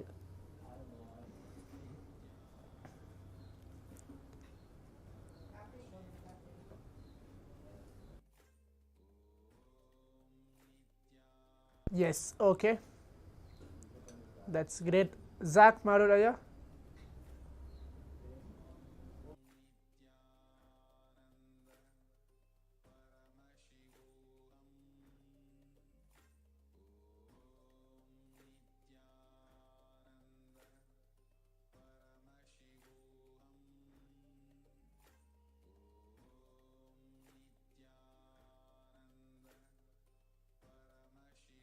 Now please close your eyes.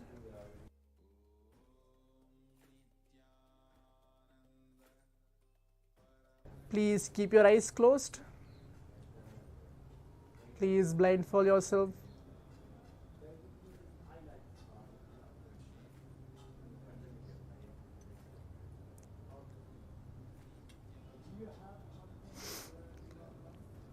Start chanting the Mahavakya. Om Nithyananda Paramashivoham. Om Nithyananda Paramashivoham. Om Nithyananda Paramashivoham. Keep chanting the Mahavakya as the first round has been started.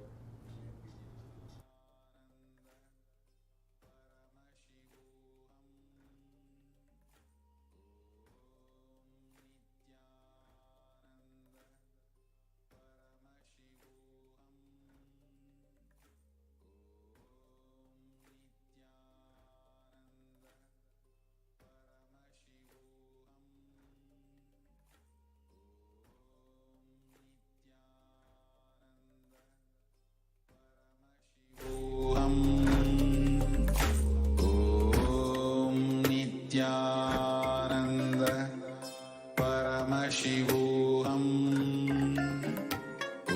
Om Nithyananda Paramashivoham.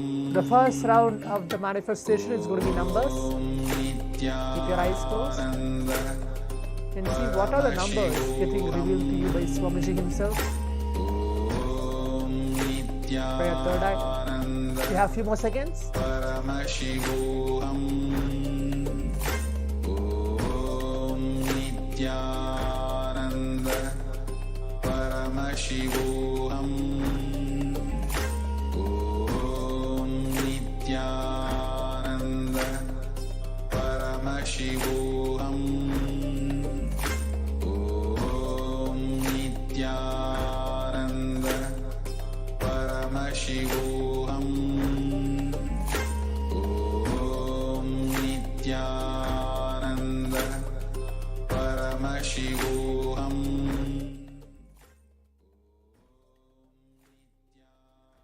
Yes, now requesting all the participants, we can relax and take off your eye bands. Please open your eyes.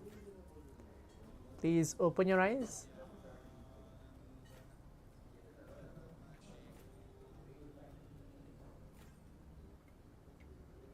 Yes. Now you can type out your answers as well on the Zoom chat, telling what was revealed to you for the round 1 of the power manifestation.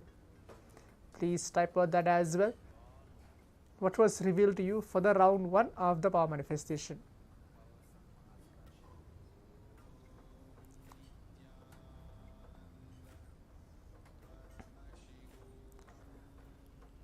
Pavan Kaya is putting 3, okay.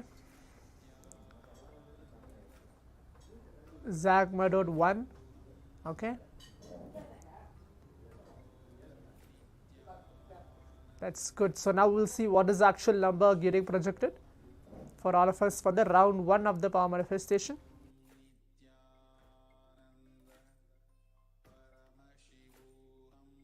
The number chosen for all of us for the first round was 26. The number was 26 for the first round of the power manifestation. So now we'll move on to the second round of the power manifestation. Please keep your eyes closed. Please put on your eye bands.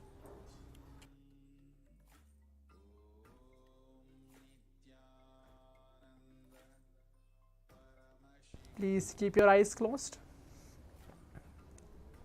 For the second round as well, it's going to be again numbers. Please keep your eyes closed.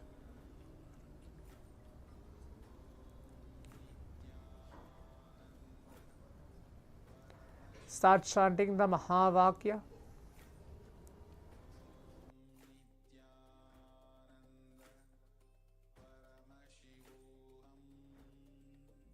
As the round 2 of the power manifestation has started, please keep your eyes closed. Paramashivoham.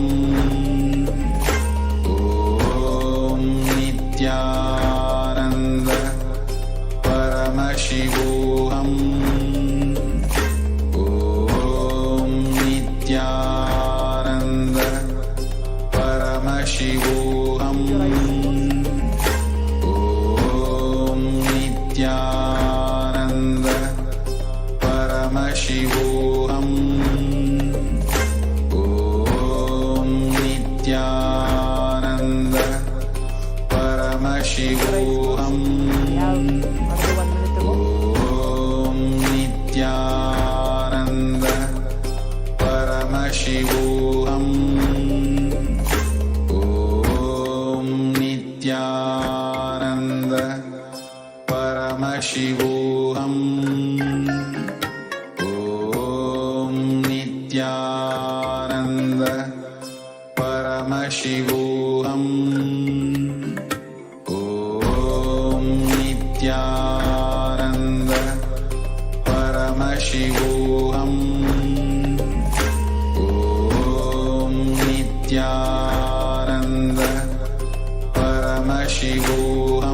Paramashivoham.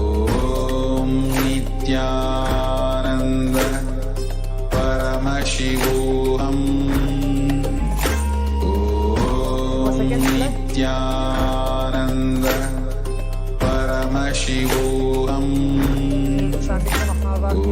Om Nithyananda Paramashivoham. Om Nithyananda Paramashivoham. Om Nithyananda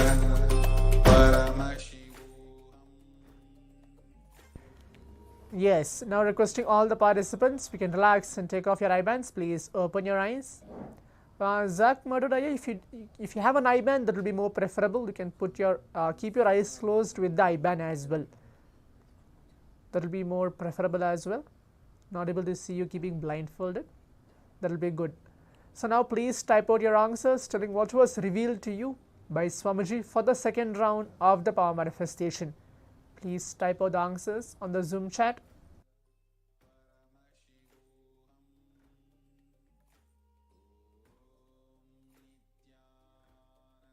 Kung Wang is putting a message 18. Okay, that's great. That's the number which I have chosen. Zach Madhur 4. Okay. Pavan Aya, what you are able to see? Pavan Aya has put a message 74. Okay. Few more seconds for all of the participants to leave the message as well. Nanda Kumar, who's there, Ashok, who's there as well, Travis Tatpurusha, who is there as well.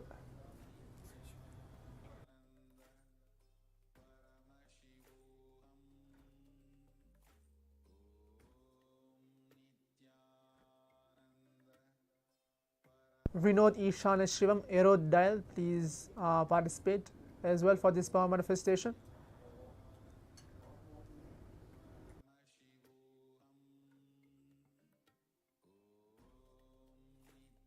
As all the participants can see, for the second round of the power manifestation, the number chosen for all of us was a number 48. Zakmoto, you got 4 correct. You got 1 digit correct. Pavanaya has put a message 74. If you had about 47, it would have been closer, like opposite of those, the number of 74 actually. And Queen Wang has put a message 18. So you got the number 8 as well correct in this 2 digit of the power manifestation.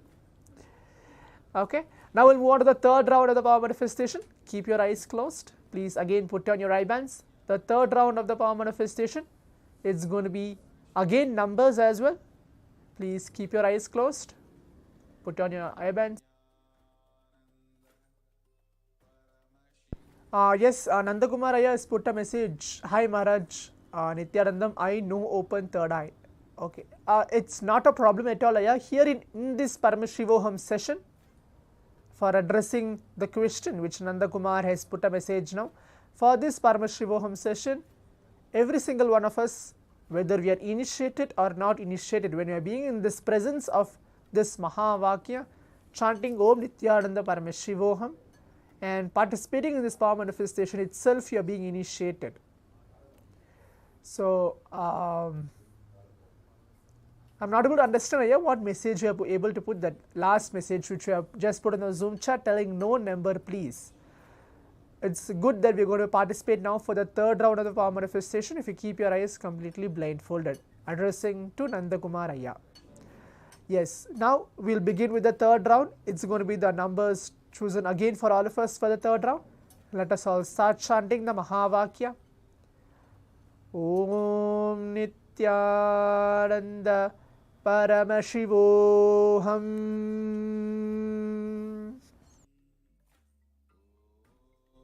Nithyananda Paramashivoham.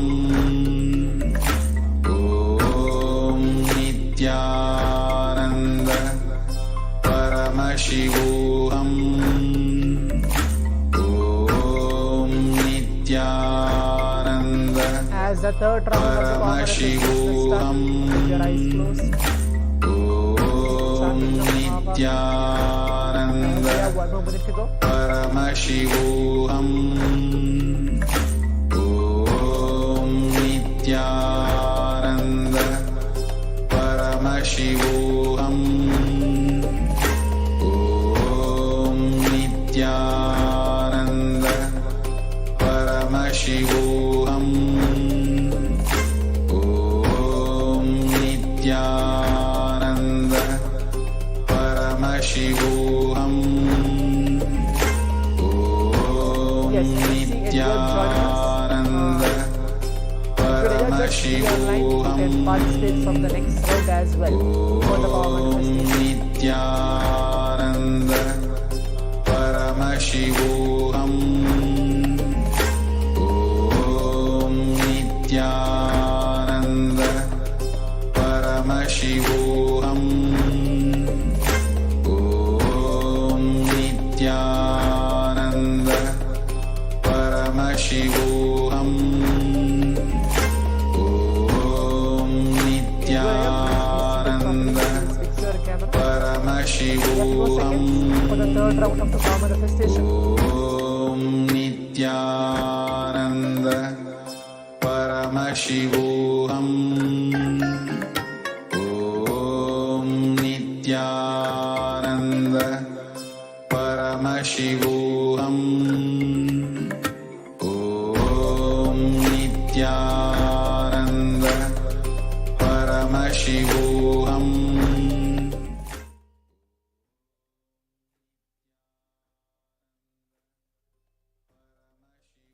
Yes, now requesting all the participants, we can relax and please take off your eye bands. Please open your eyes. The third round of the power manifestation has been completed. Yes, please open your eyes.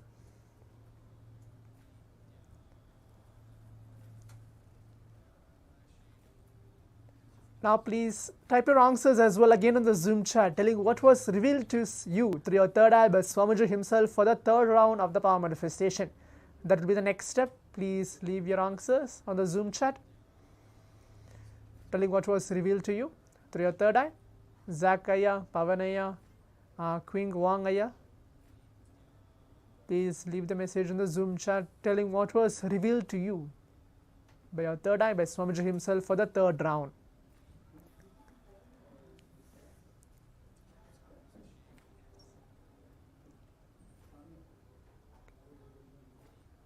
Yes, I can see Pavanaya has put a message 20. Okay.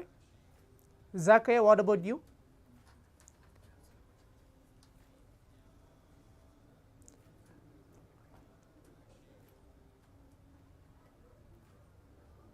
Okay, Zak is telling some line. Okay, you're able to see a line. That's fine. Queen Wangaya.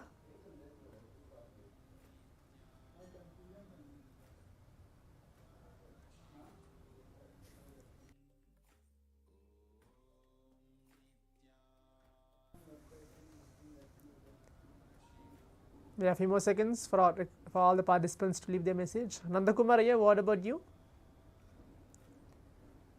Looks like you are driving now.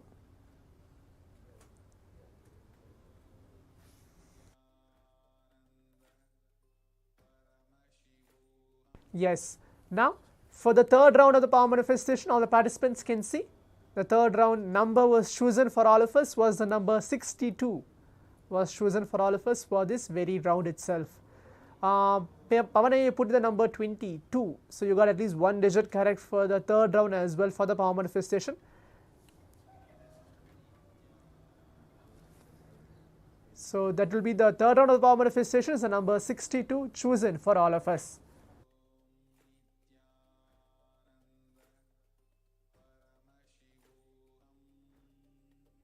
Nandakumaraya, you are putting a message in Tamil. Maharaj, try panna edu theriyala. Okay.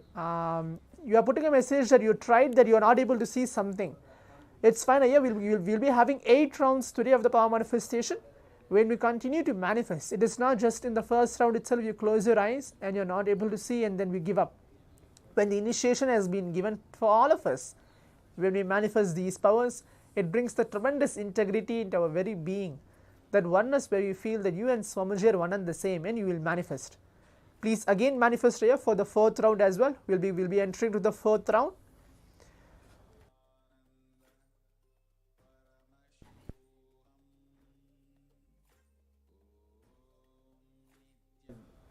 Now please close your eyes. Please put on your eye bands.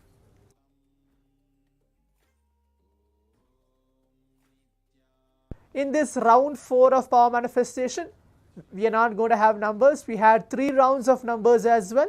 For the 4th round, we will be having letters chosen today. For the 3rd round, for the 4th round, sorry. For the 4th round, we will be having letters, 2 different letters. It is not a single letters. 2 different alphabets or letters will be chosen for all of us. Please keep your eyes closed now.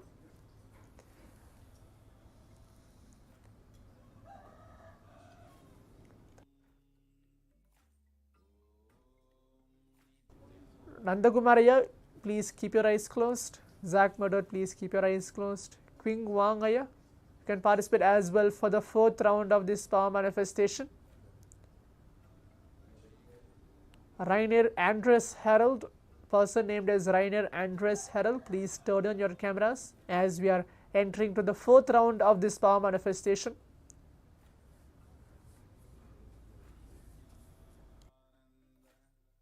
Now visualize Swamiji onto a very inner space.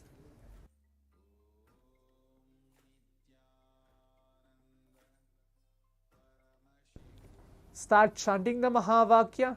Om Nithyananda Paramashivoham.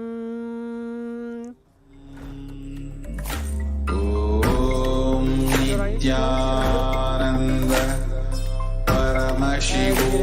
on the round 4 of the power manifestation. Om Nithyananda Paramashivoham. Om Nithyananda Paramashivoham. Om Nithyananda Paramashivoham. Om Nithyananda Paramashivoham. Om Nithyananda Paramashivoham.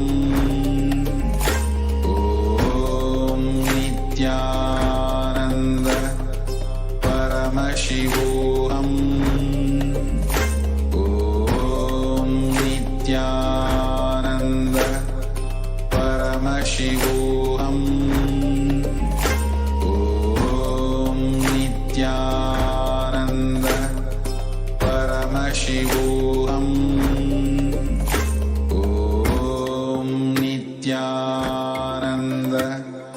Paramashivoham. Om Nithyananda.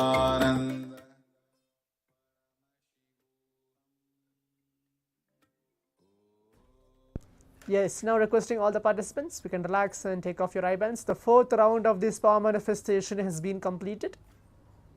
Yes, we can take off your eye bands.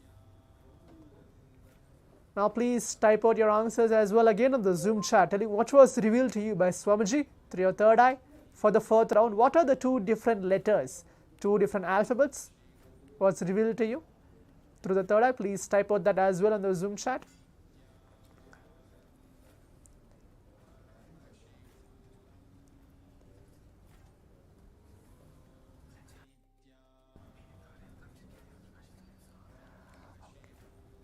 Yes, Zach Modode is putting a message B or C. Okay, that's great. Pavanaya, what about you? E and U as well. Okay, those 2 letters which you have seen. That's great. Leaving for all other participants as well.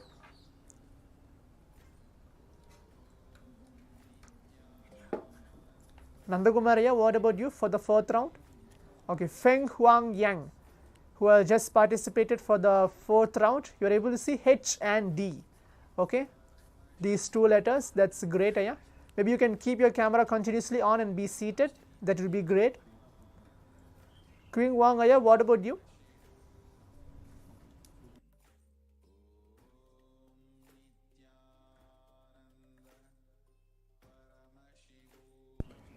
Few more seconds left for all the participants.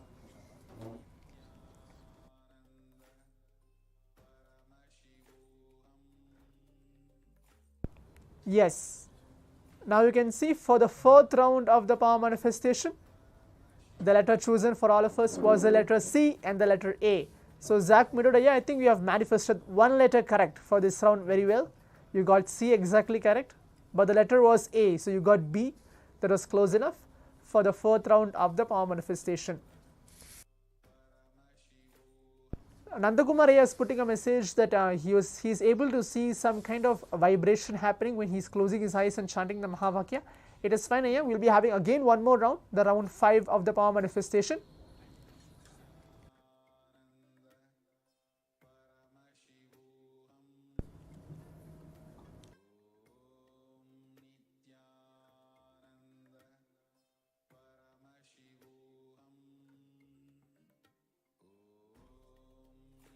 Now we will be entering to the round 5 of the power manifestation. Please keep your eyes closed again. It's going to be again 2 different letters chosen for all of us for the round 5 of the power manifestation. Please keep your eyes closed. Feng Quan Yang Aya, please close your eyes. Edward Aya, you did not participate for the 4th round, I think. For the 5th round, please give your participation as well. Please close your eyes.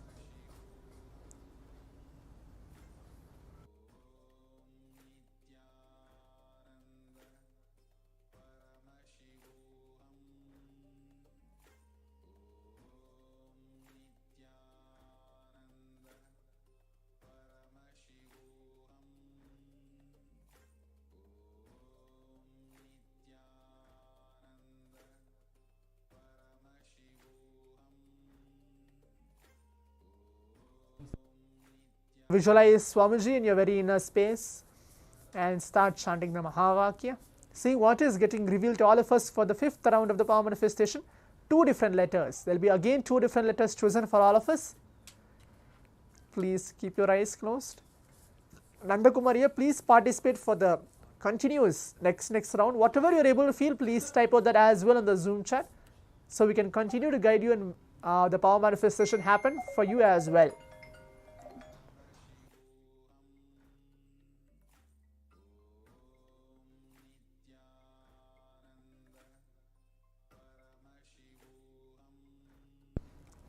Start chanting the Mahavakya. Nithyananda Paramashivoham. Om Nithyananda Paramashivoham. Om Nithyananda Paramashivoham. Om Nithyananda Paramashivoham. Om Nithyananda Paramashivoham. Om Nithyananda Paramashivoham. Om Nithyananda Paramashivoham. Om Nithyananda Paramashivoham. Om Nithyananda Paramashivoham. Om Nithyananda You have 4 seconds left for the 3rd round. Om Nithyananda Paramashivoham. Om Nithyananda.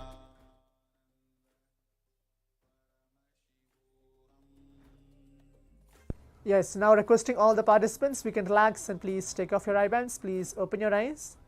You have completed the 5th round of this power manifestation.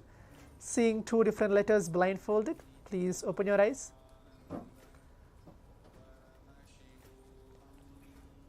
You can see a few more participants joining. Aman Kumar Kalia, Amrita Pananda N as well. Okay, that's good to see all these participants joining us now.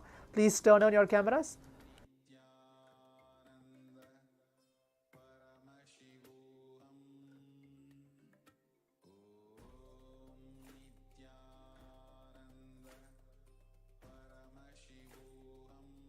Yes, I can see Zak Mododaya is putting a message A. Okay, that is a letter. What is one more letter here you are able to see? Please type out that as well.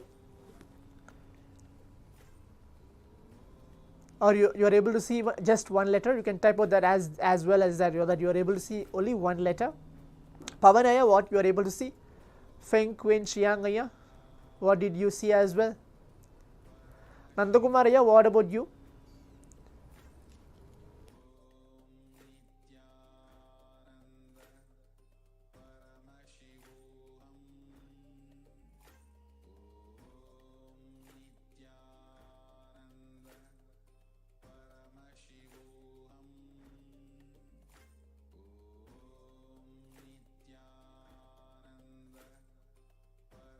Avanaya has put a message S and I. Okay, that's great.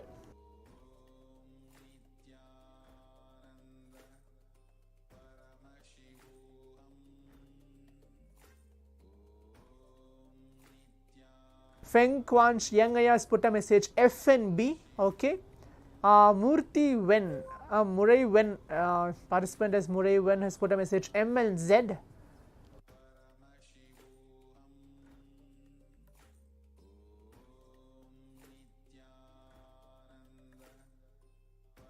Nandakumaraya has put a message here that you are not able to see something. You are replying that as well in Tamil. That's good. Whatever language which you are comfortable with, you are replying that as well. It's not a problem at all.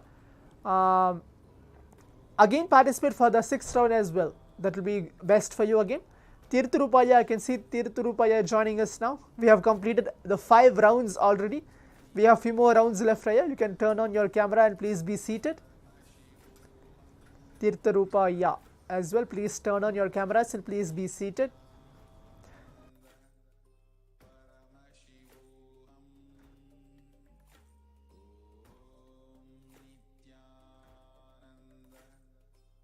Yes, as all the participants can see, for this round 5 of the power manifestation, the letter chosen for all of us was the letter D and the letter J. These both letters are chosen for all of us for the 5th round of the power manifestation.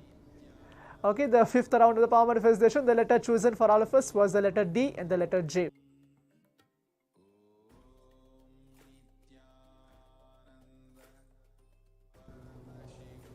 Yes, hope all the participants are able to get that. The 5th round was the letter D and the letter J. Now we'll move on to the 6th round of the power manifestation. Please keep your eyes closed again. Please blindfold yourself.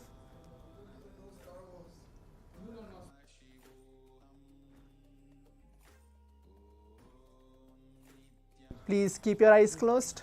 Zak Madodaya, Feng Kwan Chiangaya, Tirthurupaya, I can see you are there. Please turn on your camera and please be seated. We are entering to the 6th round of the power manifestation.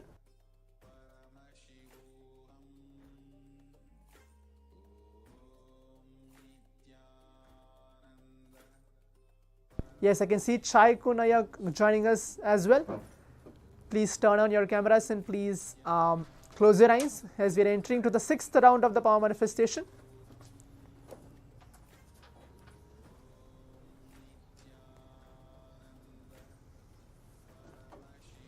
Please keep your eyes closed and start chanting the Mahavakya. It's going to be again this 3rd round of the power manifestation. It's going to be 3 different letters. For the 6th round, for the 6th round of this power manifestation, it's going to be 3 different letters chosen for all of us. For the 4th and the 5th round, we are doing two letters. For the 6th round, we'll be entering to the 3 different letters chosen for all of us. Please keep your eyes closed.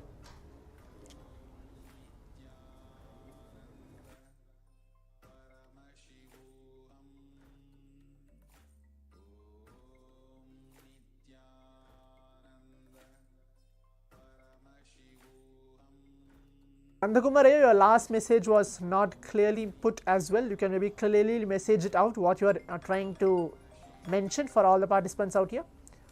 Please keep your eyes closed. Start chanting the Mahavakya. Chaikon Tirthurupaya as well as you are joining us now.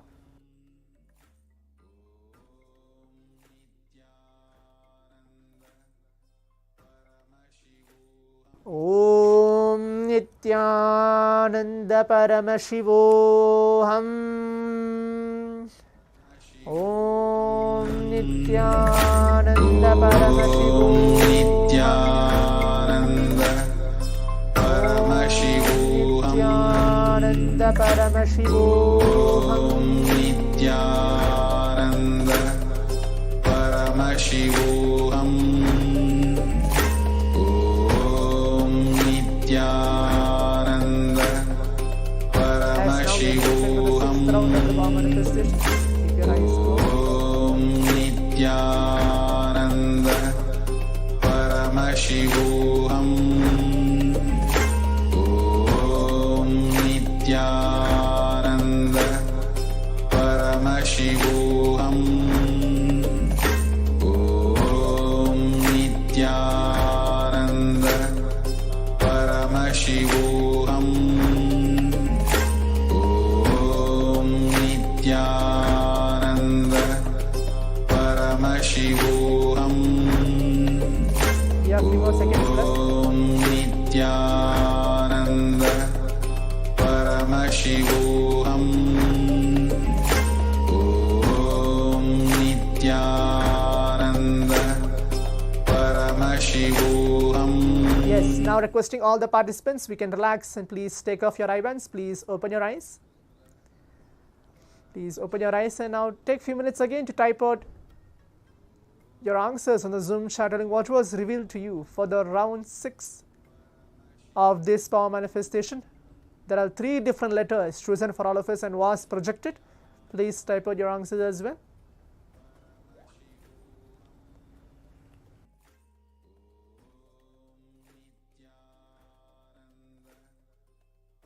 Here is putting a message S, L and V. Okay, that's great. All of the participants, please leave the message as well. Zach Merdodaya, C and O. Okay.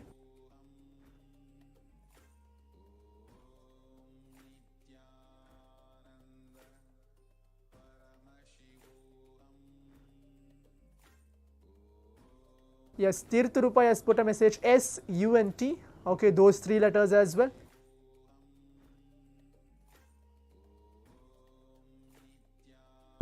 Okay, Murti Venaya has put a message, Mure Venaya has put a message F and E. Okay, that's great. So now we'll see what is the exact letters chosen for us for the 3rd round of the power manifestation.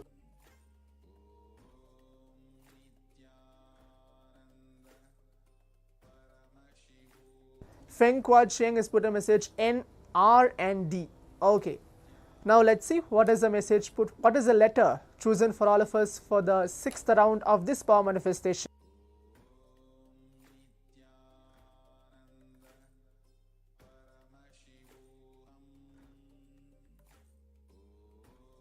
The letter chosen for all of us for this round 6, the power manifestation, was the letter H, R and F for the 6th round of this power manifestation.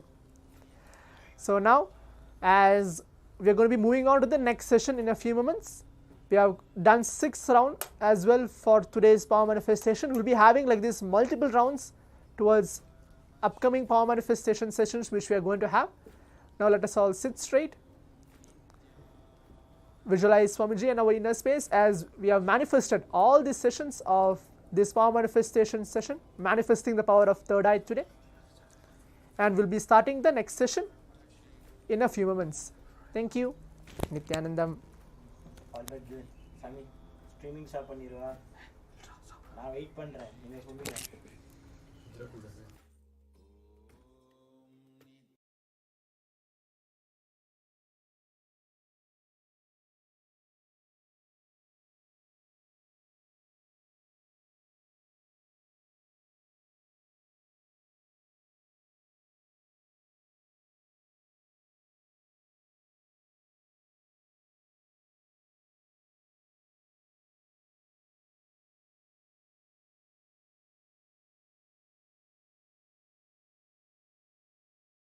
Paramashivoham. Om Nithyananda Paramashivoham. Om Nithyananda Paramashivoham. Om Nithyananda Paramashivoham.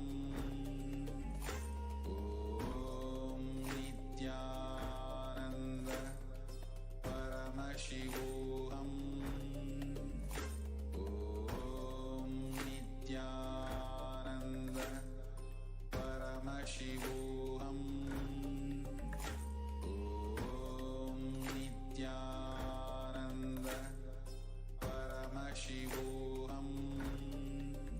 Om Nithyananda Paramashivoham.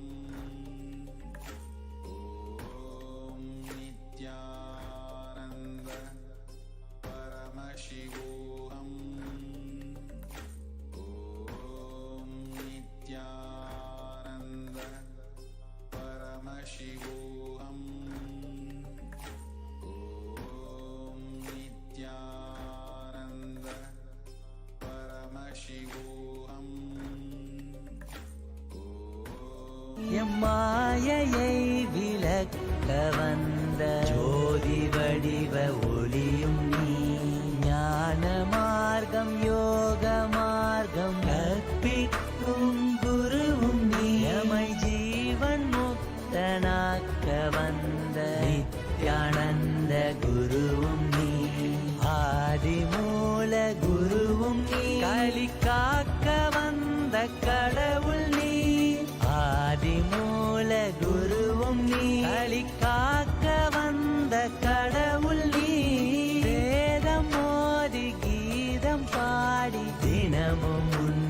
பணிகிறோம். வேதம் மோதி கீதம் பாடி நித்தம் உன்னை பணிகிறோம். என் நித்யன் உன்னை பணிகிறோம்.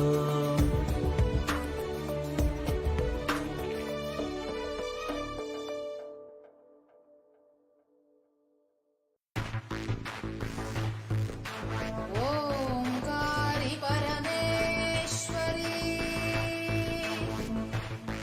षोडशी पराशक्ति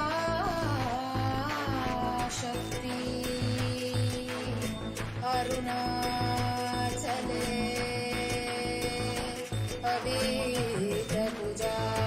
अवेदपूजाम्बिके नित्यानन्दं परमसुगदं केवलं ज्ञानमूर्तिं द्वन्द्वातीतं गगनसदृशं तत्त्वमस्यादिलक्ष्यम् एकं नित्यं विमलमचलं सर्वदी साक्षिभूतं भावातीतं त्रिगुणरहितं सद्गुरुं तं Namami. Yes, Nithyanam everyone. Yes, it's a wonderful yoga segment. I think everyone have enjoyed the wonderful yoga segment followed by the power manifestations. So yes, let's get ready, enter into the today's Jnana segment, preparing ourselves to know more and more about the cosmic truths and prepare ourselves to receive the Supreme Pontiff of Hinduism for today, as we all going to receive Supreme Pontiff of Hinduism as manifesting in the Gangadhara Murti.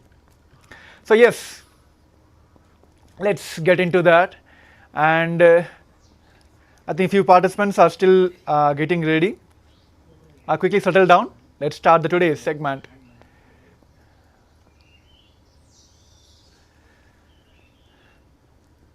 Yes, the one specific unique thing about the Hinduism is all about the cosmic truths. The moment people comes and ask what is so special about Hinduism is, we could say that there is no one birth, there is no one life, there is no one God, right? We have 11 dimensions, 14 lokas and 20 fishes of consciousness. So this is how the whole cosmic truth exists, and Hinduism has given this wonderful science to all of us. So today we're going to manifest a Gangadhara Murti, the manifestation of Paramashivam, which to give the compassion to the humanity, he brought the Ganga, the mother Ganga, from the Satyaloka where the Brahma resides and brought down to the humanity, gave it to the Bhuloka for the people. So why we need to know about this, all these 14 lokas? Because the very principle we can manifest, the very body which exists, the mind, the consciousness where we live, where we exist, we have the capacity, we have the, I would say, the mechanism, the whole structure, the software is pre-programmed to access all that. But due to the delusions which the current, I would say, like not the current, the entire humanity goes through, we feels the plane with which we exist, that is the only loka, right? Today it's all about breaking the truths behind these 14 lokas, and above all there is a 4 lokas to reach Kailasa. This Paramashivoham level 3, which is specifically designed by the Supreme Pontiff of Hinduism to give this access to the higher lokas. Even Supreme Pontiff of Hinduism said the Satyaloka where the Ganga came, it is the place where Brahma resides. Maybe if you could consider in a time frame, one single day in Satyaloka is 4.32 billion days in Bhuloka where we resides. Then if you imagine the frame, how intense the life happening in the Satyaloka. So that is what we have to understand now. And when we feel that, okay, 4.32 billion times, how I can magnify myself, whether I have a capacity. See, like when you are like, I would say, let's compare to the current world. When we run, when you practice athlete, if you are practicing athlete and you are asked to run for 100 kilometer speed, you will feel like, oh, I cannot do. Maybe I can run in 10 kilometer speed or 20 kilometer speed. But when you understand that your whole body is programmed in that way, when you understand the truth, it is possible. A child doesn't know that later 2 years back she can run, right? She doesn't know. Even a kid in a LKG or the preschools, he doesn't know or she doesn't know that she can go and sit and do the entire programming. When you understand your capacity, when you understand your ability, when you understand your own hardwire, the very body with which we exist, it is hardwire to manifest all this. So today, as a first segment, we're going to understand how the science began, why we need to understand about the Satya Loka. It is where the highest of the 14 loka, where Brahma resides, and he from there, the Ganga, came down to Mother Earth to give the completions and fulfill all the prayers which humanity have asked for. Now I request all the participants come to the space of listening. We're going to have a short video clip which explains the Satyaloka directly from the Supreme Pontiff of Hinduism.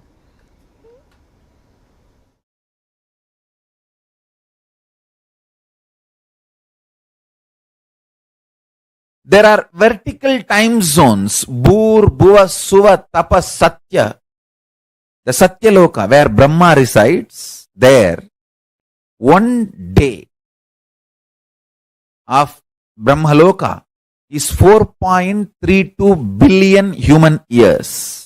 Understand?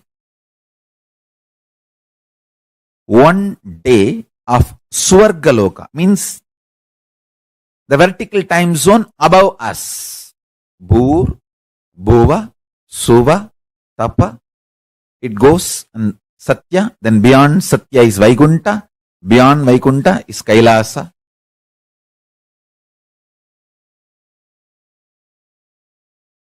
Below Atala, Vitala, Sutala, Talatala, Batala. Understand, I am not giving you some superstitious theories. No. I'll give you precise understanding and experience of these vertical time zones. And understanding about these vertical time zones as a direct utility for your day-to-day life. It can bring tremendous physical health, mental health, psychological wellness, a very powerful way of existing, and above all, life of Paramashivam. You can exist embodying the space of Paramashiva, state space of Paramashiva, and manifest powers of Paramashiva.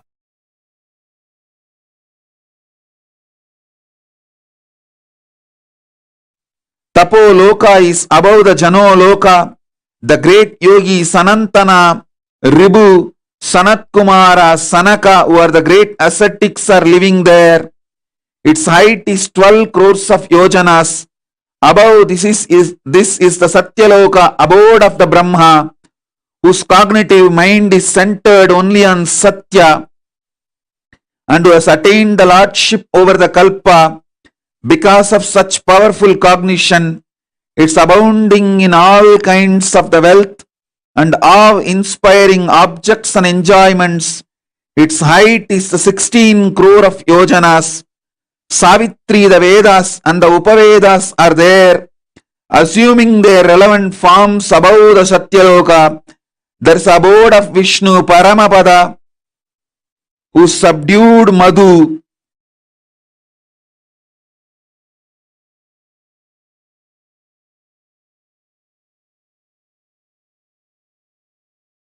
Vaikuntha, Kailasa exists in oneness, same time zone, and all the Trinity, Brahma, Vishnu, Rudra, are all in oneness with me, Paramashiva.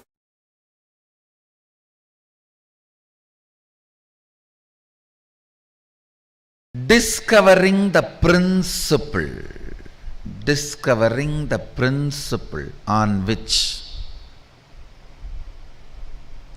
all the universes function. All the dimensions and planes, 11 dimension, 14 plane. Actually, 3 planes fall in one dimension itself. One plane does not fall into any of the dimensions. 14 planes, 11 dimensions. All of them function on one principle. For example, if you are habituated for New York lifestyle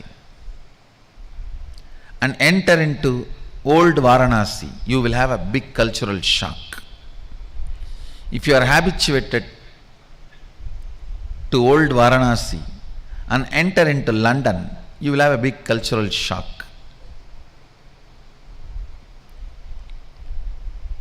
Listen carefully. The American dollar may be useful in America. Indian dollar may be, Indian currency, rupees may be useful in India. Malaysian ringgits may be useful in Malaysia. But gold is a universal currency. The whole planet Earth, anywhere, the gold can be used as a currency. Same way, there is certain culture, mental setup, software useful in New York. There is certain mental setup, culture, lifestyle useful in Bangalore. There is certain culture, mental setup useful in Varanasi. There is certain culture, mental setup useful in Germany. If you move to a different place, you will have a cultural shock. But there is one culture, one principle common to the whole 14 planes and 11 dimensions, the whole Brahmanda.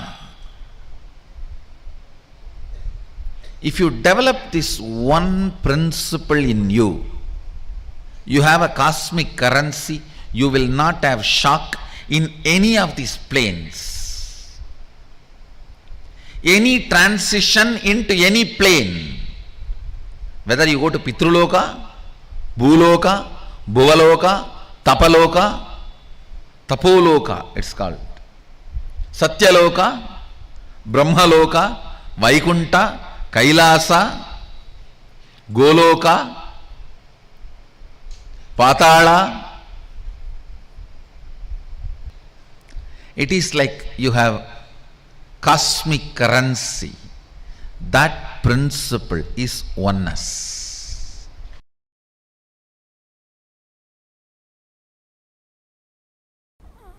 Your breathing becoming intense, especially through certain activities, opens up those dimensions, those planes,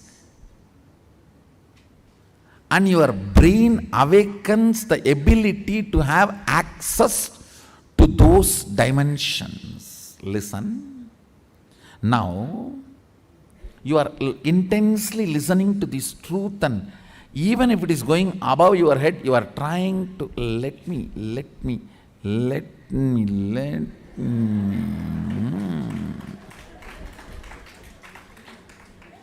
Then your breathing actually gets into certain subtle flow, which is intense. Subtle don't think means shallow. No.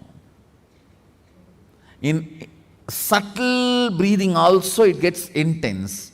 During the puja, that subtle intensity happens. During the kirtan, raw intensity. During the yoga, a programmed intensity. Understand?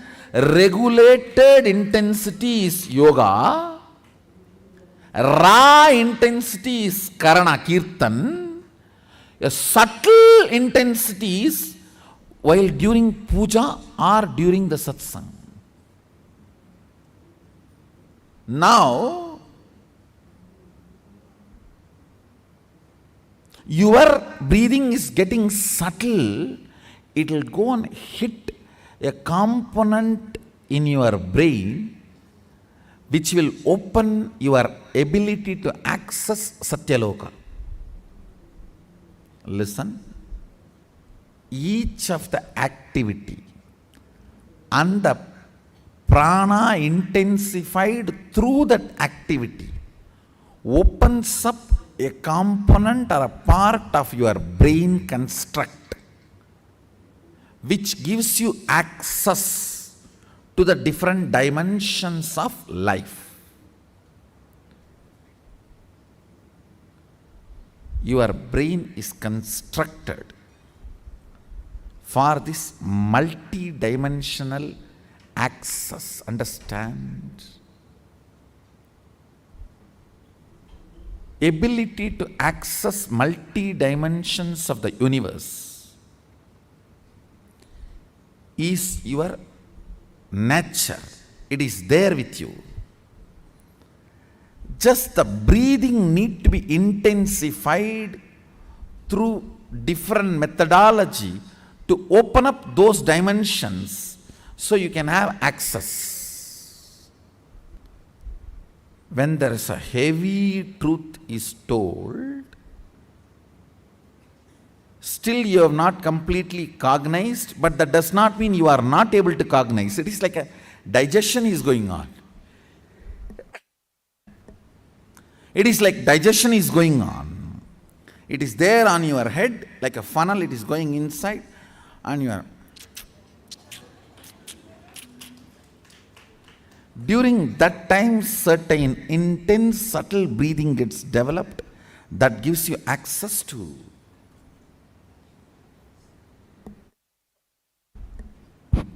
Satyaloka.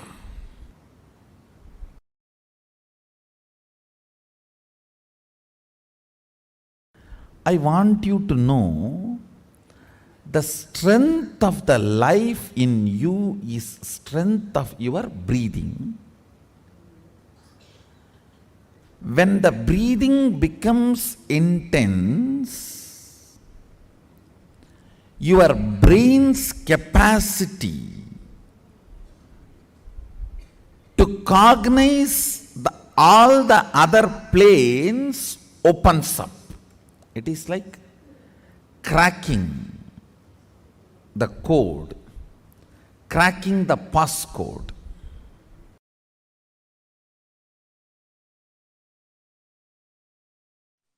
Listen, if you are experiencing oneness, it is Maharloka.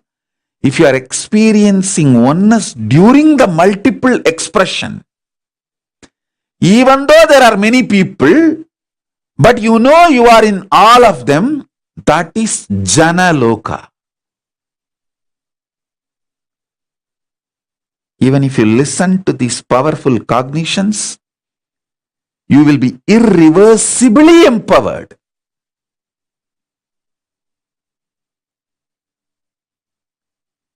Tapaloka is that last struggle you go through. Sometimes you know you are Paramashiva, sometimes you just slip off, but again you say, I am Paramashiva. That space is the Tapoloka. An absolute surrender. Whether I am remembering, I am manifesting Paramashivatva, or I am deluded, I surrender both to Paramashiva. When you take that decision, you are lifted to Brahmaloka. You move to the Brahmaloka. The deep surrender lifts you to Brahmaloka. So understand.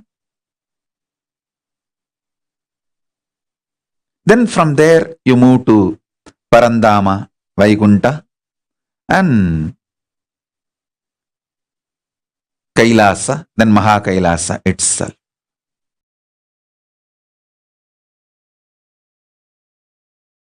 If I raise to Brahmaloka, is it possible to fall back again to Bhuloka or Bhatalaloka? Don't worry. Even if you raise up to Swargaloka, very rarely people fall back. Otherwise, usually 99.999% of the people only go higher and higher and higher. Exemption, rare stories only this falling back. Like sometime rarely you hear some fellow raped his own mother. It's like a rare exemption. Like that, some rare people fall down from Swargaloka to Bhuloka. Otherwise, 99%, 99.99% they just go only higher and higher and higher. Gayatri mantra raises you up to Swargaloka.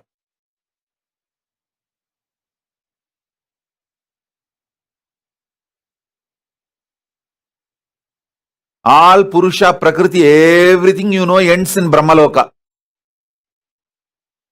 Above Brahmaloka, nothing you even imagine about it. Nothing you can even imagine. You can only experience. Till Brahmaloka only, or your imagination projections can even measure.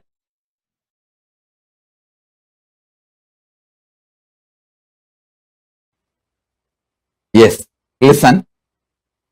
Are you all ready? Shall we enter into the Brahmanyana session? The Satyaloka, pure intelligence session. Oh God. Till now what was going on was only introduction. Now only we are entering into the subject. Come on. See. What is Brahmanyana? Aham Brahmasmi. Tattvamasi. Ayam Anma Brahma. Sarvangalvidam Brahma. Prajnanam Brahma. Listen, I'll explain everything. I'll explain everything.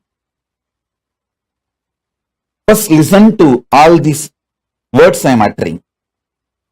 Aham Brahmasmi, Tattvamasi, Prajnanam Brahma, Sarvangalvidam Brahma, Ayam Anma Brahma, Shivoham, Soham. All these statements mean the same.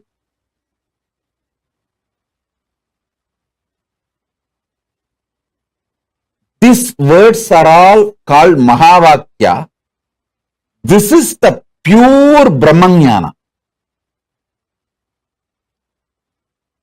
This is the pure Brahmanyana, Satyaloka.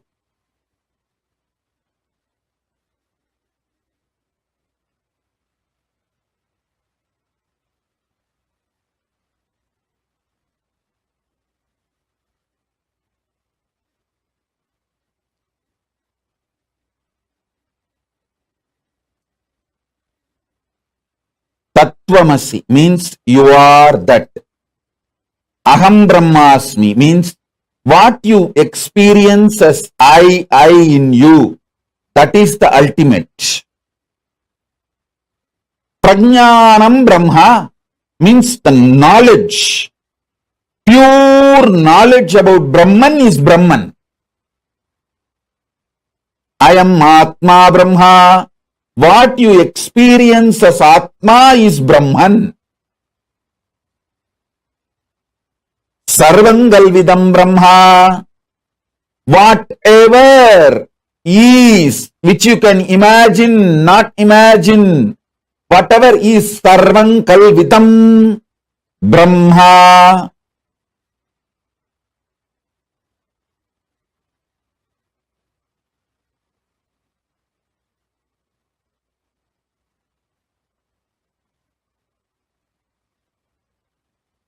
All of you please listen. Complete attention please. Prajnanam Brahma. means complete knowledge about Brahman is Brahman. Sarvam Kalvitam Brahma, everything exists. You know, you don't know, everything is Brahman. I am Anma Brahma. Your very soul, core is Brahman. This knowledge leads you to Brahmaloka, space of Parabrahma. Listen. Satyaloka and Brahmaloka is one and the same. Even if you reach Satyaloka, that's enough. From there, automatically you will merge into Parabrahman. Making this truth not as first priority, but only priority, takes you to Brahmaloka. Now, whatever I said, these few words, whatever you can capture, whatever you understood, type it. Then I'll take you to the next step. Listen.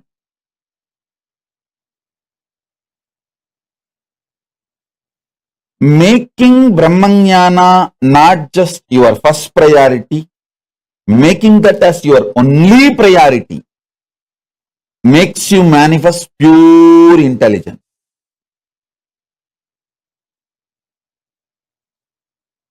Come on. Sit with this one truth. I'll infuse the Brahmanyana in you. Sit with this one truth now. You can keep your eyes closed or open. Come on.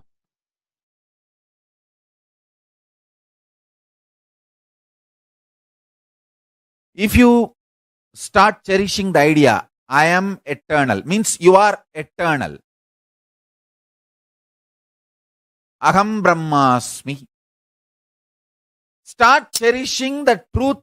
Aham Brahmasmi means you are eternal. Whatever you feel as you is eternal. When you start cherishing this truth, everything else is impermanent. You will see all the psychological, physiological, neurological ups and downs in your life drastically reduces. More and more you get centered on the truth, powerful cognition, you are eternal. Aham Brahmasmi. Other than you being eternal, everything else is not you. When you cherish this one powerful cognition, internalize it,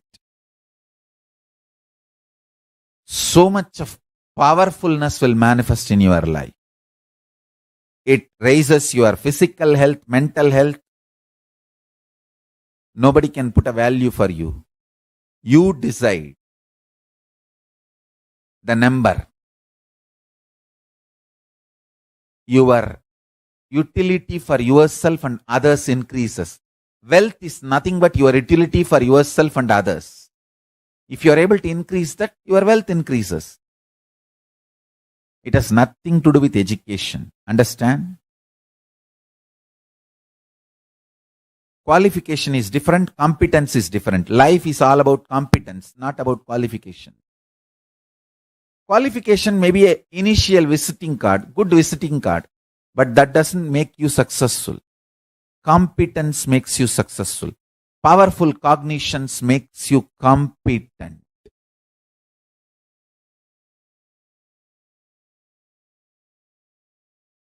Powerful cognitions makes you competent.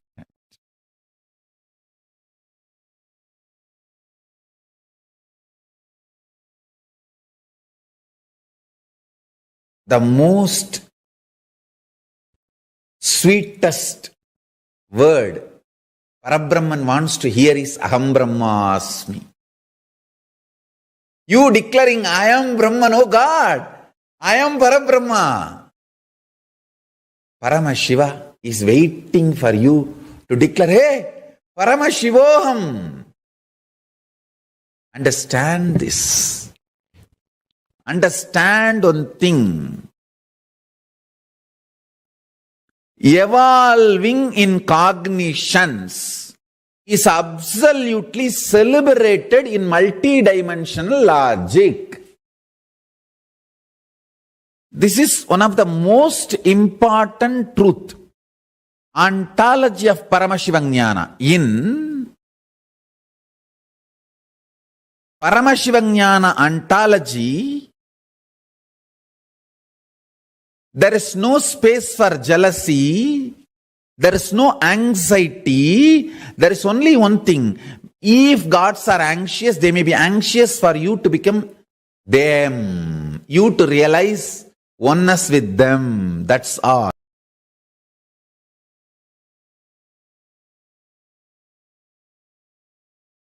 There are vertical time zones, Bhur, Bhuva, Suva, Tapa, Satya. The Satyaloka, where Brahma resides, there, 1 day of Brahmaloka is 4.32 billion human years. Understand? 1 day of Swargaloka means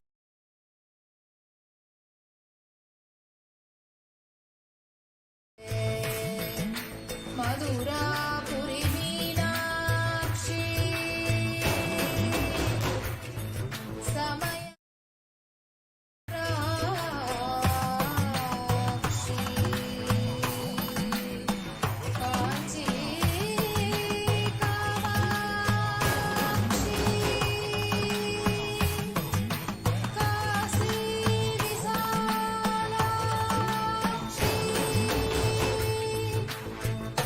Kailasa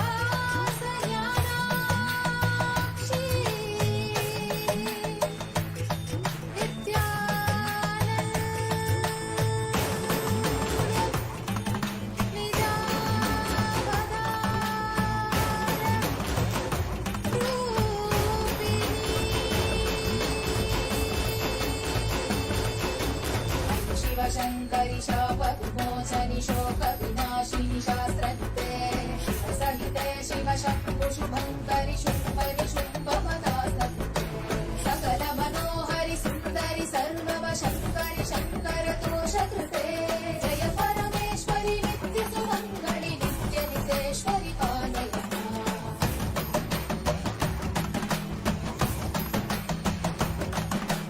करुणकटाक्षिणि सूक्ष्मविलेक्षणि काङ्क्षित साक्षिणि सर्वविदे शुभजन शाश्वत मानस पावित कामित याचित पूर्णकृते सुकर सुखीकृत दुष्कर नाश कृते चरनिन्दित क्रोध कृते जय परमेश्वरि नित्य सुमङ्गलि नित्य नितेश्वरि पालय माम्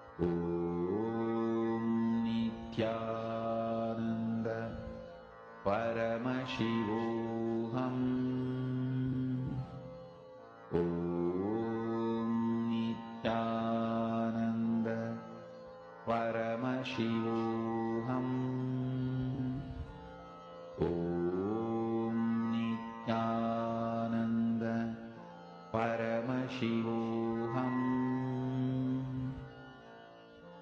Om Nithyananda Paramashivoham. Om Nithyananda Paramashivoham. Mahamahavagya, spiritual lullaby for samadhi, and Suprabhatam, wake up call, wake up song for Paramashiva. This Mahamahavagya is spiritual lullaby for you to fall into samadhi. Suprabhatam, wake up song for Paramashiva to wake up in you. Just remember this one powerful cognition. This Mahamahavagya puts me in samadhi. This is spiritual lullaby for samadhi, and Suprabhatam, wake up song for Paramashiva in me. For Paramashiva to manifest. With this one spiritual powerful cognition, chant this Mahamahavagya.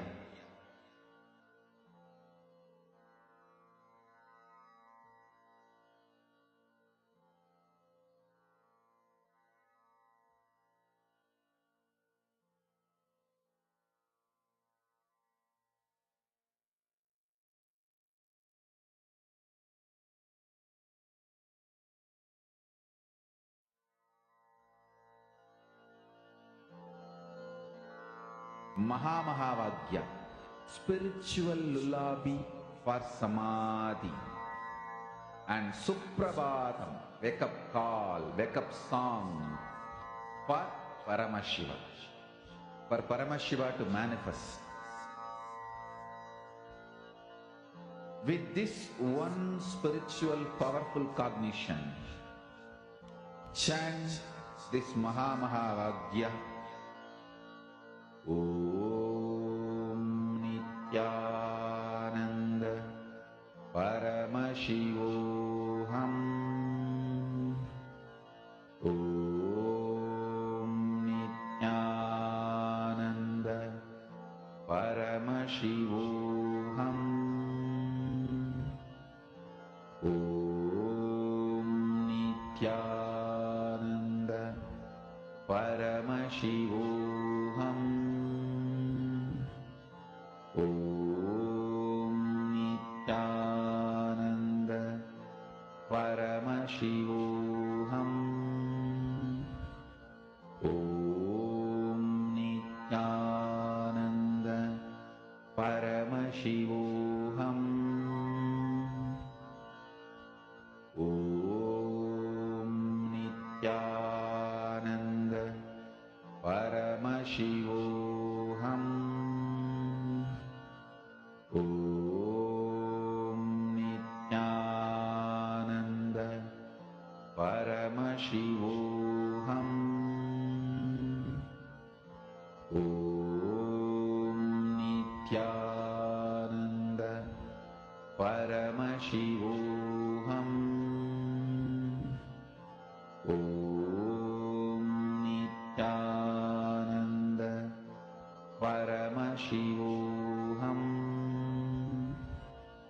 Om Nithyananda Paramashivoham. Om Nithyananda Paramashivoham. Om Nithyananda Paramashivoham. Om Nithyananda Paramashivoham. Om Nithyananda Paramashivoham.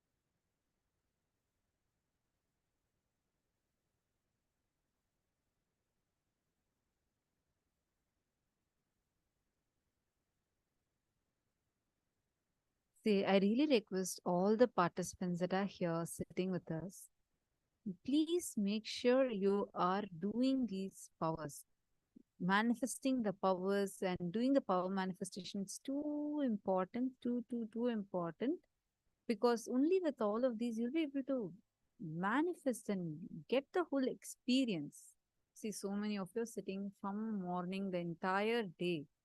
The whole day you're sitting here and want to sincerely do the power manifestation, and you really want to manifest it. But I'm noticing that many of you are sitting, but you're not, like, I think it's probably some kind of an inhibition you're having in doing the power manifestation itself. Probably it's, will it manifest or not? Oh, I had tried many times. This will not work for me. All these kind of statements that you cherish inside is stopping you from manifesting the power. So I request all the participants, please take some time and do the power manifestation sincerely. Can I request all the participants to please acknowledge this in the chat? Okay, now let's all enter. You continue manifesting the same location, and because right after this next session also we're going to continue in the same place, the same power, because it's a 42-minute cycle. So now let's listen to the revelation from Swamiji on who is Mother Ganga, how she came down from Satyaloka.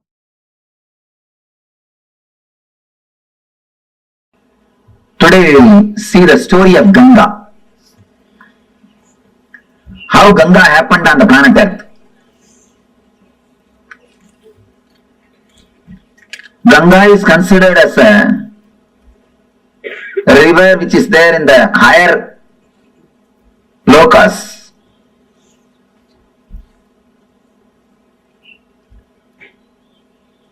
It was there with the Kamandalu of Brahma.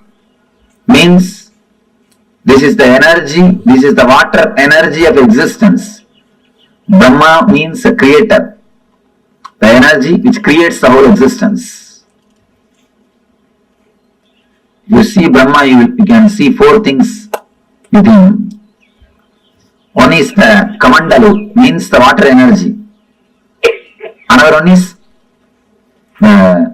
palm leaves, Veda, knowledge, wisdom. And Akshamala means Japamala. Akshamala represents the vibrations, sounds. Through all these things, and then the swan will be there. Hamsavagana. The swan, Hamsa represents continuous meditation. Hamsa means continuously meditating. If you see the sound of your inhaling and exhaling, it will be hum, sum. It will go as a hum and come out as sum. When they say hum, sum, they mean continuous awareness. Creator has to be with continuous awareness. Only with awareness you can create. Creativity and awareness is directly connected. That is why Brahma is described with Akshamala, means vibrations. Pustaka means the knowledge, Vedas. And the Kamandalu, water energy. And Hamsam, awareness. Man who has reached the ultimate awareness, the Parama awareness, is Paramahamsa. Hamsam means awareness. Man who has reached the ultimate awareness is Paramahamsa. Ganga is the water energy of Brahma. She was there in his Kamandalu.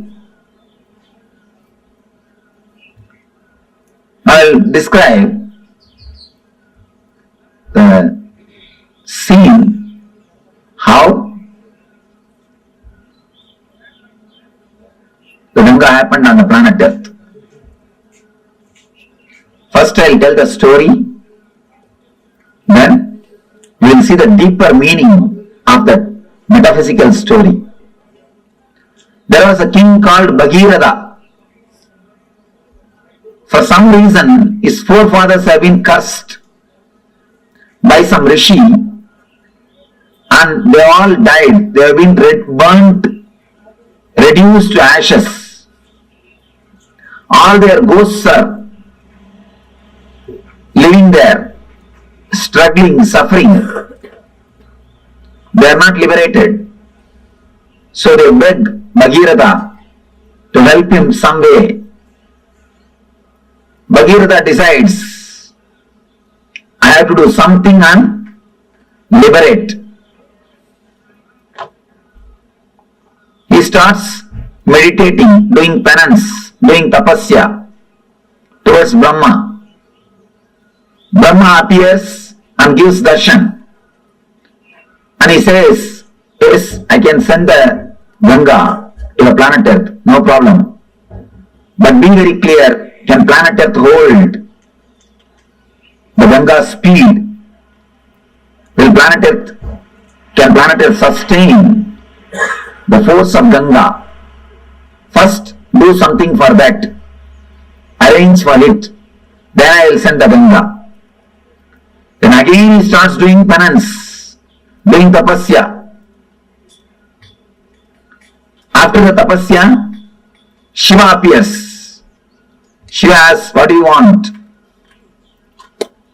Then Bhagirath says, now Brahma accepts to send the Ganga to planet Earth, but he says the whole planet Earth will be washed away. Planet Earth cannot withstand the speed of Ganga. Please do something, you have to protect us, you have to take care of us. Shiva says, all right, I will take care, don't worry. Tell Brahma to send Ganga, I will take care. He gives the assurance. Then again he meditates towards the Brahma. Now Brahma appears and says, I am ready to send, but Devatas are not ready to depart with Ganga. Devatas wants Ganga to be there. Bhagirath asks, what for Devatas wants Ganga to be there? No, they have to take bath in Ganga every day. It is their life source. Ganga is not simple water, it is an energy. By bathing in that only, every day they rejuvenate their body and mind. And anybody takes bath in Ganga every day, naturally their body and mind will be rejuvenated.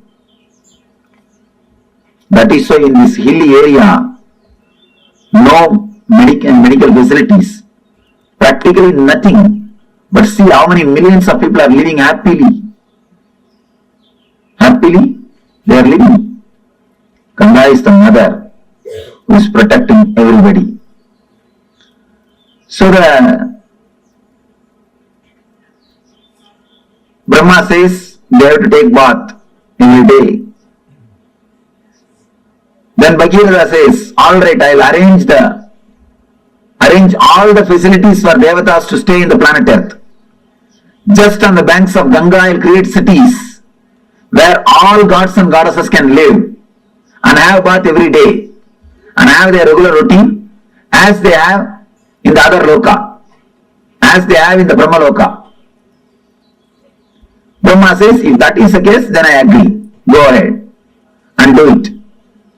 Then he comes and does tapasya towards Himachala, the Hima hills, Hema Parvata. The Himaraj, who is the father-in-law of Shiva, he does tapasya towards the Himaraja. Himaraja appears and asks, what do you want? I want you to be the host for Mother Ganga. I want you to be the host for Mother Ganga. And you are the person in whom I can create a city for all the Devatas. And only from you, the Ganga can flow. You are the only person who can be base for Ganga. Then she goes and tells Himaraja, host her. Himaraja accepts that Himaraja will host her. Then Bhagirath starts building the whole city throughout which Ganga is supposed to travel. He meditates on every hill and takes permission. He prays to every hill. Every hill says, yes, I will give the way for Ganga. So all the whole route is cleared. Then he goes and prays to Kalabhairava, who is the in charge of city Varanasi. Kalabhairava is the in charge of Varanasi city. He meditates towards Kalabhairava. Kalabhairava appears and says, what do you want? I wanted, please give us the way for Ganga. You should receive Ganga and give us the way. Kalabhairava says, surely I will give, don't worry. But this is such a holy city. Tell Ganga to take do a protection of the city and go. Suddenly, Brahma comes up with the next trouble, next problem. You meditated and propitiated all the devatas except Vishnu. Now, you have to do something to Vishnu. Only then I can send Ganga. Then he started meditating towards Vishnu. He prayed to Vishnu. With tapasya, Vishnu appeared. What do you want? I wanted the Ganga to come down to the planet Earth. Unless you agree, unless you do blessings, it will not be possible. Please bless me. Krishna says, all right. I bless you. Ganga will come to the planet Earth. She will come just out of my feet. And he blesses. The Ganga will come out of his feet. Then he says a beautiful one word. Whomsoever has realized the Vishnumaya means the universal consciousness. Whatever water comes out of their feet will be Ganga. Whomsoever has realized the Vishnumayam Jagat, whomsoever has realized me, from their feet, whatever water comes out will be Ganga. From this word only the tradition of Pada Puja starts. Pada Puja of enlightened masters starts from this tradition. Vishnu says, whomsoever has realized the Vishnumayam Jagat, Sarvam Vishnumayam Jagat, from their feet Ganga will flow. From their feet Ganga will flow. Then now he again meditates towards Brahma. Brahma appears with all his glory and compassion, blesses the Bhagavata, then he prays to Ganga. Then he does tapasya towards Ganga, meditates and invites the Ganga mother, Ganga with all compassion, not only compassion, the wild energy. She just comes out of the Brahma's commandal with all the power. She straight away started moving towards the planet Earth. The moment she came out of the commandal and started moving the planet towards the planet Earth, all the 14 worlds are shaken. All the devatas, all the rishis, all the munis simply escaped from their planet Earth and ran away. Because they got frightened. The pralaya is going to happen. Means the end of the world has come. Such a power, they simply ran away from their world. They escaped. And appears Shiva. Shiva beautifully appears and puts his head in between the Ganga. She straight away lands into Shiva's head. Into the matted lock. Next thing, she gets locked in the hair itself. She is black. Here, Bhagavad is sitting, waiting for Ganga for one kalpa. What is happening? They are receiving the call, she has started already, but she has not landed. Otherwise, she has started, but she has not landed here. What happened? What happened in the way? Again, he meditates towards Shiva. Shiva appears and says, yes, she is there in my life. Now what do you want me to do? Bhagavad says, please just send a little bit. Don't hold the whole thing. Then Shiva says, oh, is it so? Alright, then just he moves one hair. Just he does. Only one hair moves, and from the one hair gap, just Ganga comes out and lands on the Himalayas and comes. That is the river which is flowing throughout this planet Earth. And that is the perennial source. That is the Ganga. By flowing through this way, she fills the ocean. Understand? The story says the ocean itself is son of Ganga. Varuna Raj is son of Ganga Mata. Water is supplied to the ocean by Ganga. That is the story. Originally there was no ocean. There was no water on the planet Earth. It is through Ganga first water came to the planet Earth. And because of Ganga flowing continuously, all the oceans are created. It is from Ganga, original water source started. Then she goes and merges into the Samudra Raj, the son of Ganga Mata.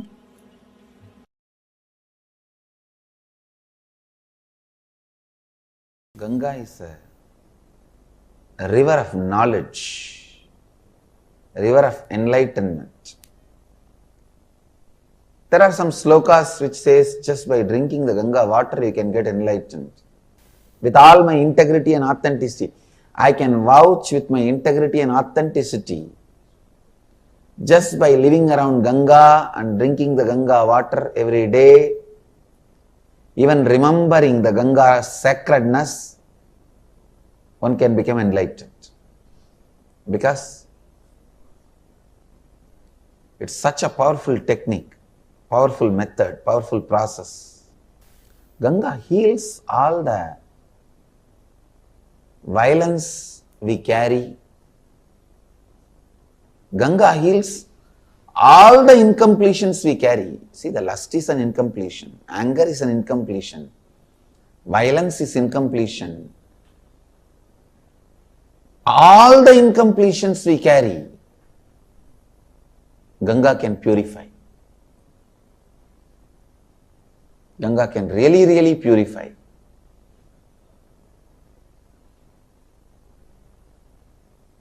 I used to sit in the banks of Ganga, just seeing. I have realized the oneness with Ganga. How the things float on the waters of Ganga does not pollute Ganga. Same way I have seen the thoughts and incompletions floating in my inner space does not make my inner space polluted. It does not touch my inner space. When you understand your incompletions are not powerful enough to make your inner space incomplete, you become eternally complete. I can say that experience I received from Ganga, on the banks of Ganga. It heals, heals, heals and brings love. I tell you, Ganga can complete any lower occurrence you have. I can give this as an authentic spiritual practice. Actually, just for this I wanted to create a ashram in the banks of Ganga. Anybody in the planet Earth has some incompletions that they are not able to complete, strong incompletions, just come and spend time in the banks of Ganga, drinking Ganga water, eating the food cooked in Ganga water. Whenever you find time, morning and evening, sit in the lap of Ganga, sleep in the breeze of Ganga. I tell you, with all my integrity and authenticity, Ganga will complete you. Because even the people who are dead, their incompletions, curses given to them, their incompletions She has completed. And you are alive. She can enter into your muscle memory, bioenergy and complete you. Do pranayama in the banks of Ganga. That Ganga prana will go inside. Eat the food cooked in the Ganga water. Drink Ganga water. Live in the banks of Ganga. Sit in the banks of Ganga and meditate. Sleep in the banks of Ganga. In her breeze. Enjoy the weather in the banks of Ganga. I tell you, she can complete you. That is why many sadhus who live here, even if they don't do any spiritual practice, they will be liberated. They will become a Jivan Muktas. Just because of Ganga's power to complete. She is here to complete. The tradition says sadhana done in the Ganga's bank brings thousands of times more result. It's true.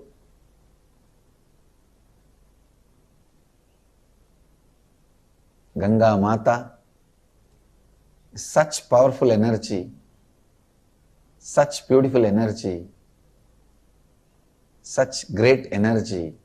The largest worshipped deity is Ganga. She is the Kalpataru for planet Earth. Whatever whoever wants, she goes on showering.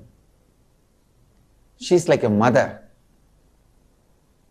Physically also she gives what do you want, and spiritually also she showers what do you want. She is the Kalpataru. Come on, meditate on Mother Ganga. Let Mother Ganga be a Kalpataru.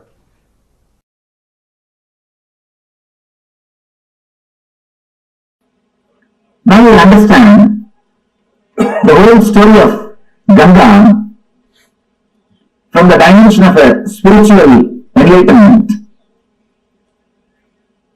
Actually, the whole story is metaphysical expression of Bhagirava's enlightenment. The whole story is the metaphysical expression of Bhagirava's enlightenment. First thing, Bhagirava is tortured by the past samskaras, engrams. That is the elderless who are not liberated, who are still there hanging around him. He is continuously tortured by the past samskaras, engrams.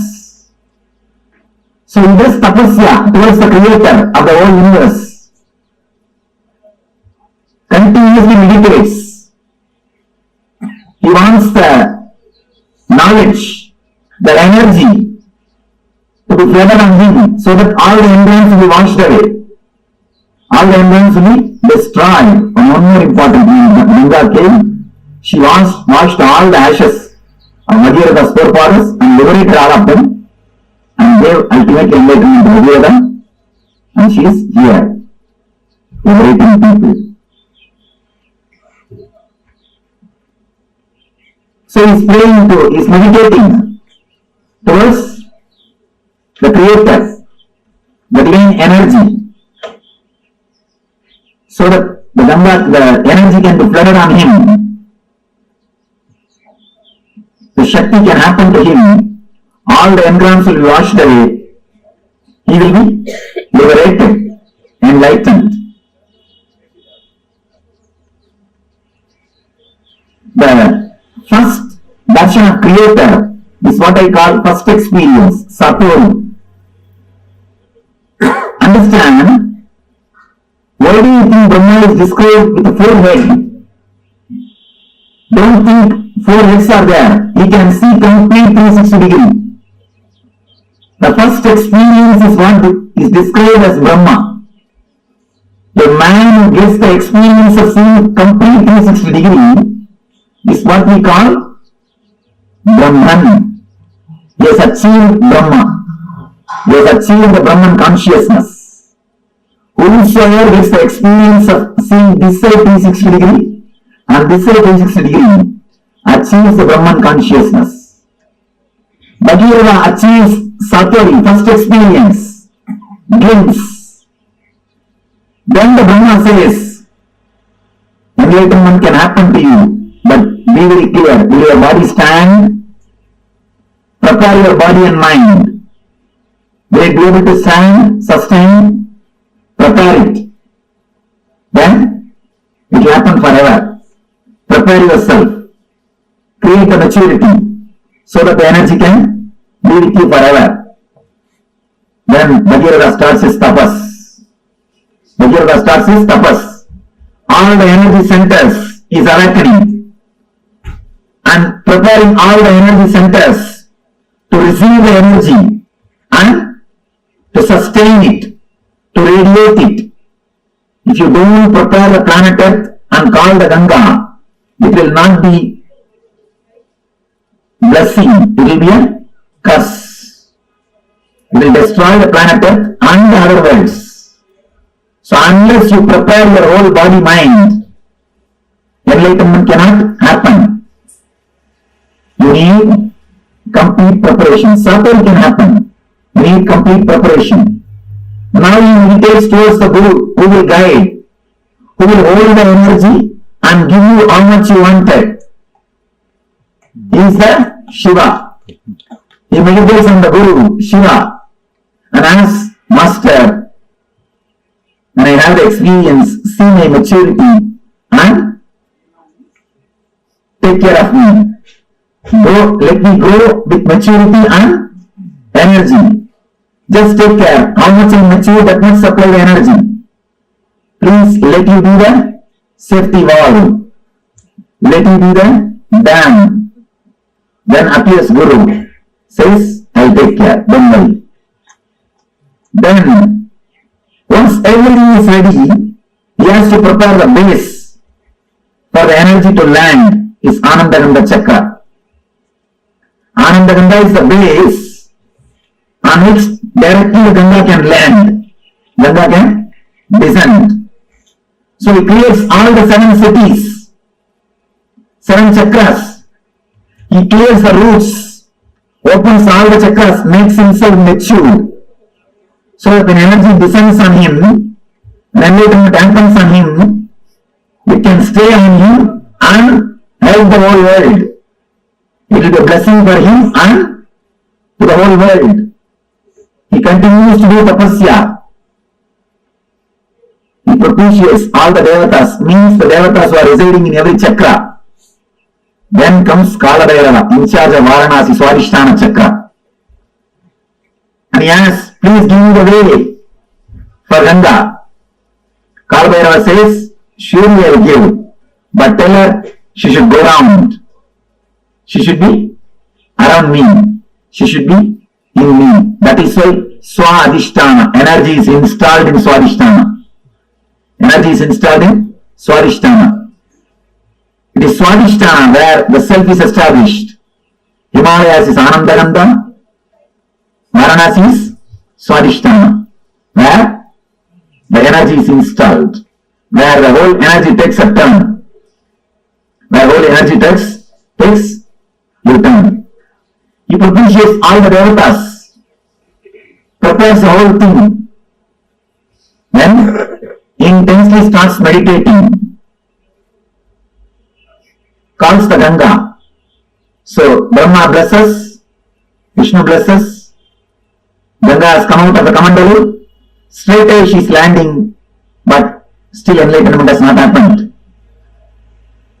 Ganga has lived there, but she has not landed here. Whatever can be done, all the tapas is done. Everything is done. Whatever meditations can be done, whatever tapas can be done, whatever study can be done, everything is done. Enough. The Ganga is not happening. He just relaxes, dropping all the efforts. Enough now, nothing can be done. What to do? Nothing can be done. So when he relaxes, surrenders at the feet of Guru, the Lord Shiva, Out of his grace and compassion, he moves one hair. Then lands Ganga in Anandaganda Chakra to flood the whole world with the spiritual energy and runs to all over the world, not only to Gangasagar, till LA. And moves all over the world, and blessing the whole world during the Yuga Suga and Parasuga. Not only washing the entrance of Bhagavata, blessing the whole planet Earth, whole universe, by radiating the divine energy, by radiating the spiritual energy, by radiating Ananda Shakti. Ananda Shakti, the Ananda Shakti, which has liberated Bhagavata, which has liberated the whole humanity, which is liberating millions of seekers. The Guru's grace, Ananda Shakti, let it liberate all of you. Let it flow in all of you. Let it be in all of you. Let it purify all of you. Let it radiate in all your beings. Let you all become channels of Ananda Ganga. Let you all become Ananda Shakti.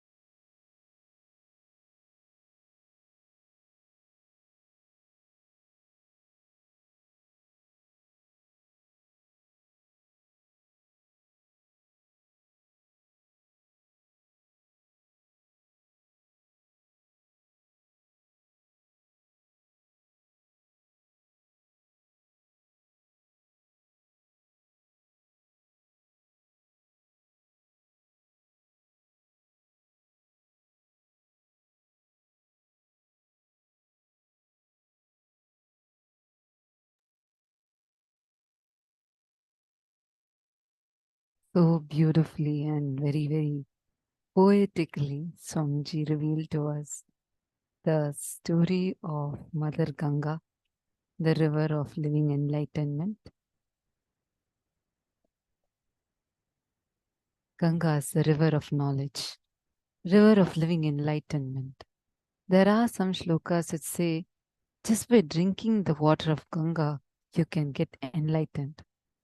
Understand She's that powerful energy. Swamiji shares how he used to sit in the banks of Ganga. He says, I used to sit on the banks of Ganga, just seeing. I have realized oneness with Ganga, how the things float on the waters of Ganga, but do not pollute the Ganga. Same way, has seen the thoughts and incompletions floating in my inner space do not make my inner space polluted. They do not touch my inner space. When you understand your incompletions are not powerful enough to make your inner space incomplete, you become eternally complete. I request all the participants to just type this line. When you understand your incompletions are not powerful enough to make your inner space incomplete, you become eternally complete. Can I request all the participants to type this one line and put it in the chats? Come on, all of you just take a moment, type this one line and put it in the chat.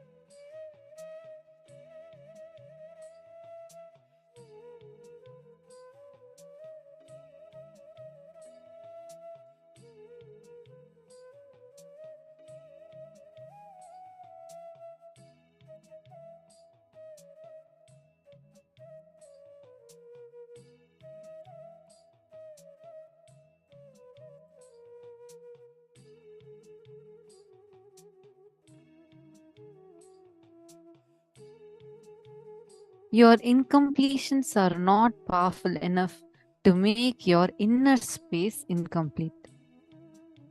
Meditate on Mother Ganga. Let Mother Ganga be a Kalpataru. Sit straight, close your eyes, cognize that Ganga Mata, the Kalpataru energy, is healing all of us.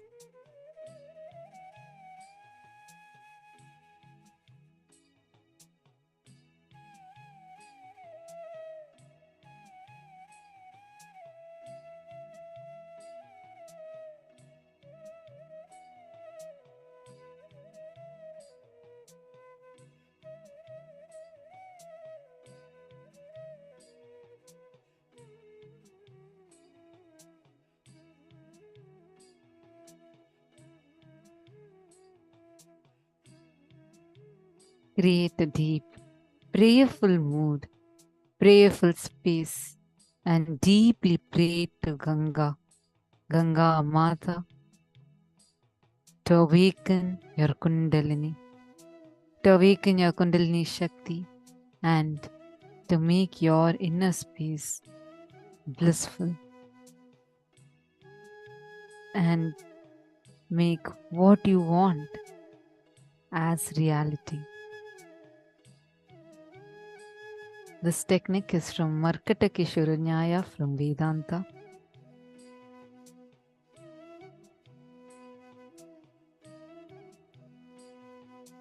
Just take a few minutes. Close your eyes.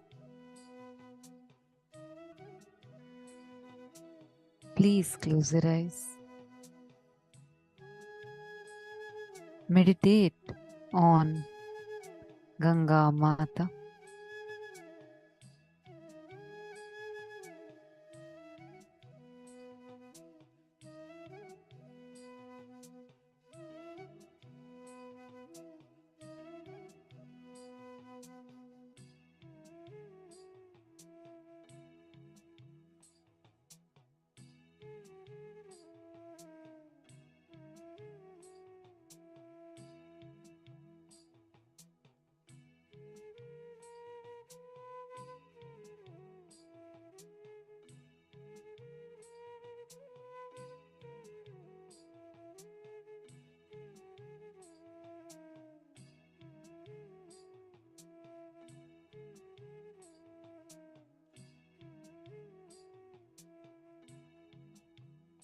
Did you know that this lineage of Varanasi Kashi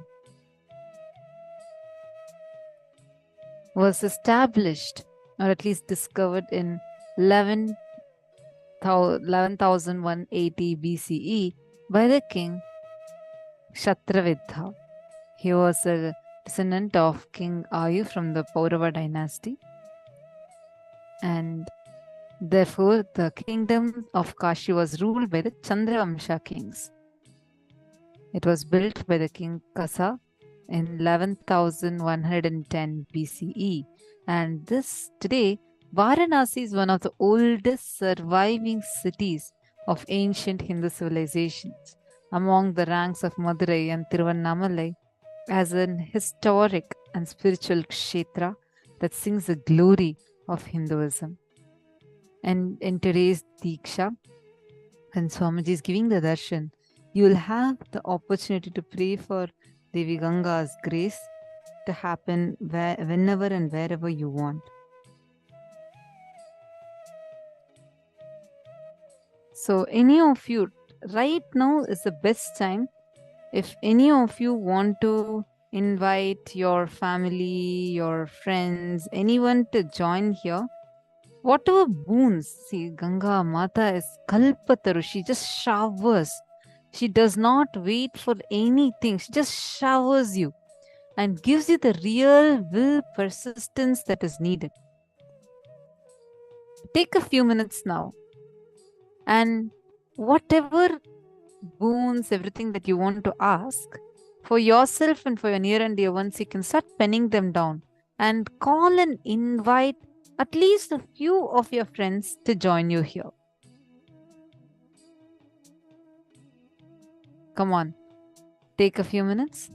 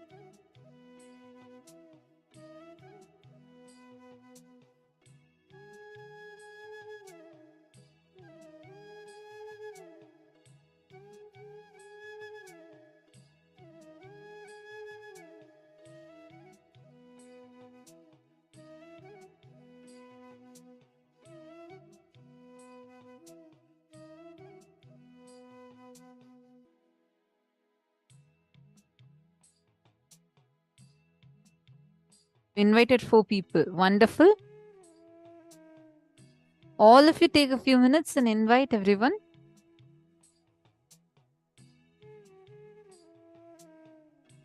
Whoever has reached the universal consciousness or enlightenment, whatever flows out of their feet is Ganga. This is the truth behind performing Pratyaksha Pada Puja.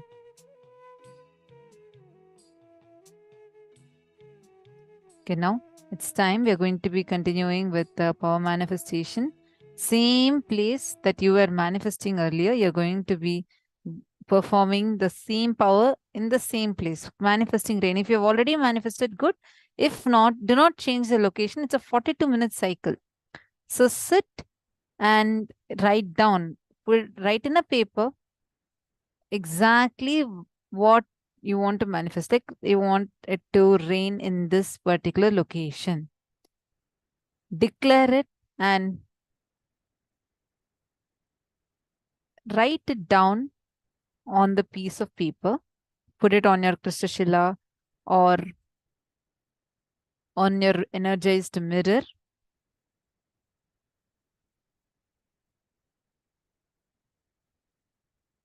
Take a few minutes. Once you put it on your energized mirror and visualize that exact location that you are working on in the previous round is raining. Heavily raining. You should actually visualize it raining in your inner space and chant Mahavakya. How many of you have manifested? I request all of you to post it on the Facebook so that your messages don't get missed. Om Nithyananda Paramashivoham. Om Nithyananda Paramashivoham. Om Nithyananda Paramashivoham. Om Nithyananda Paramashivoham. Om Nithyananda Paramashivoham. Om Nithyananda Paramashivoham. Om Nithyananda Paramashivoham. Om Nithyananda Paramashivoham. Om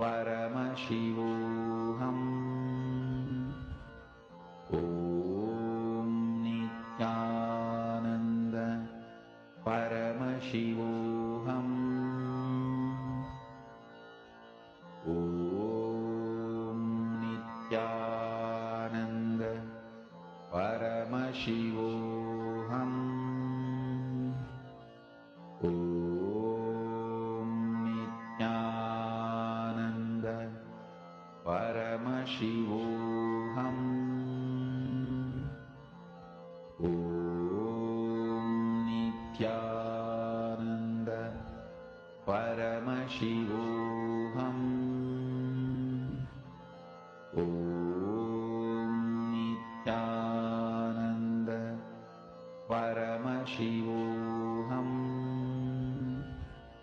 Om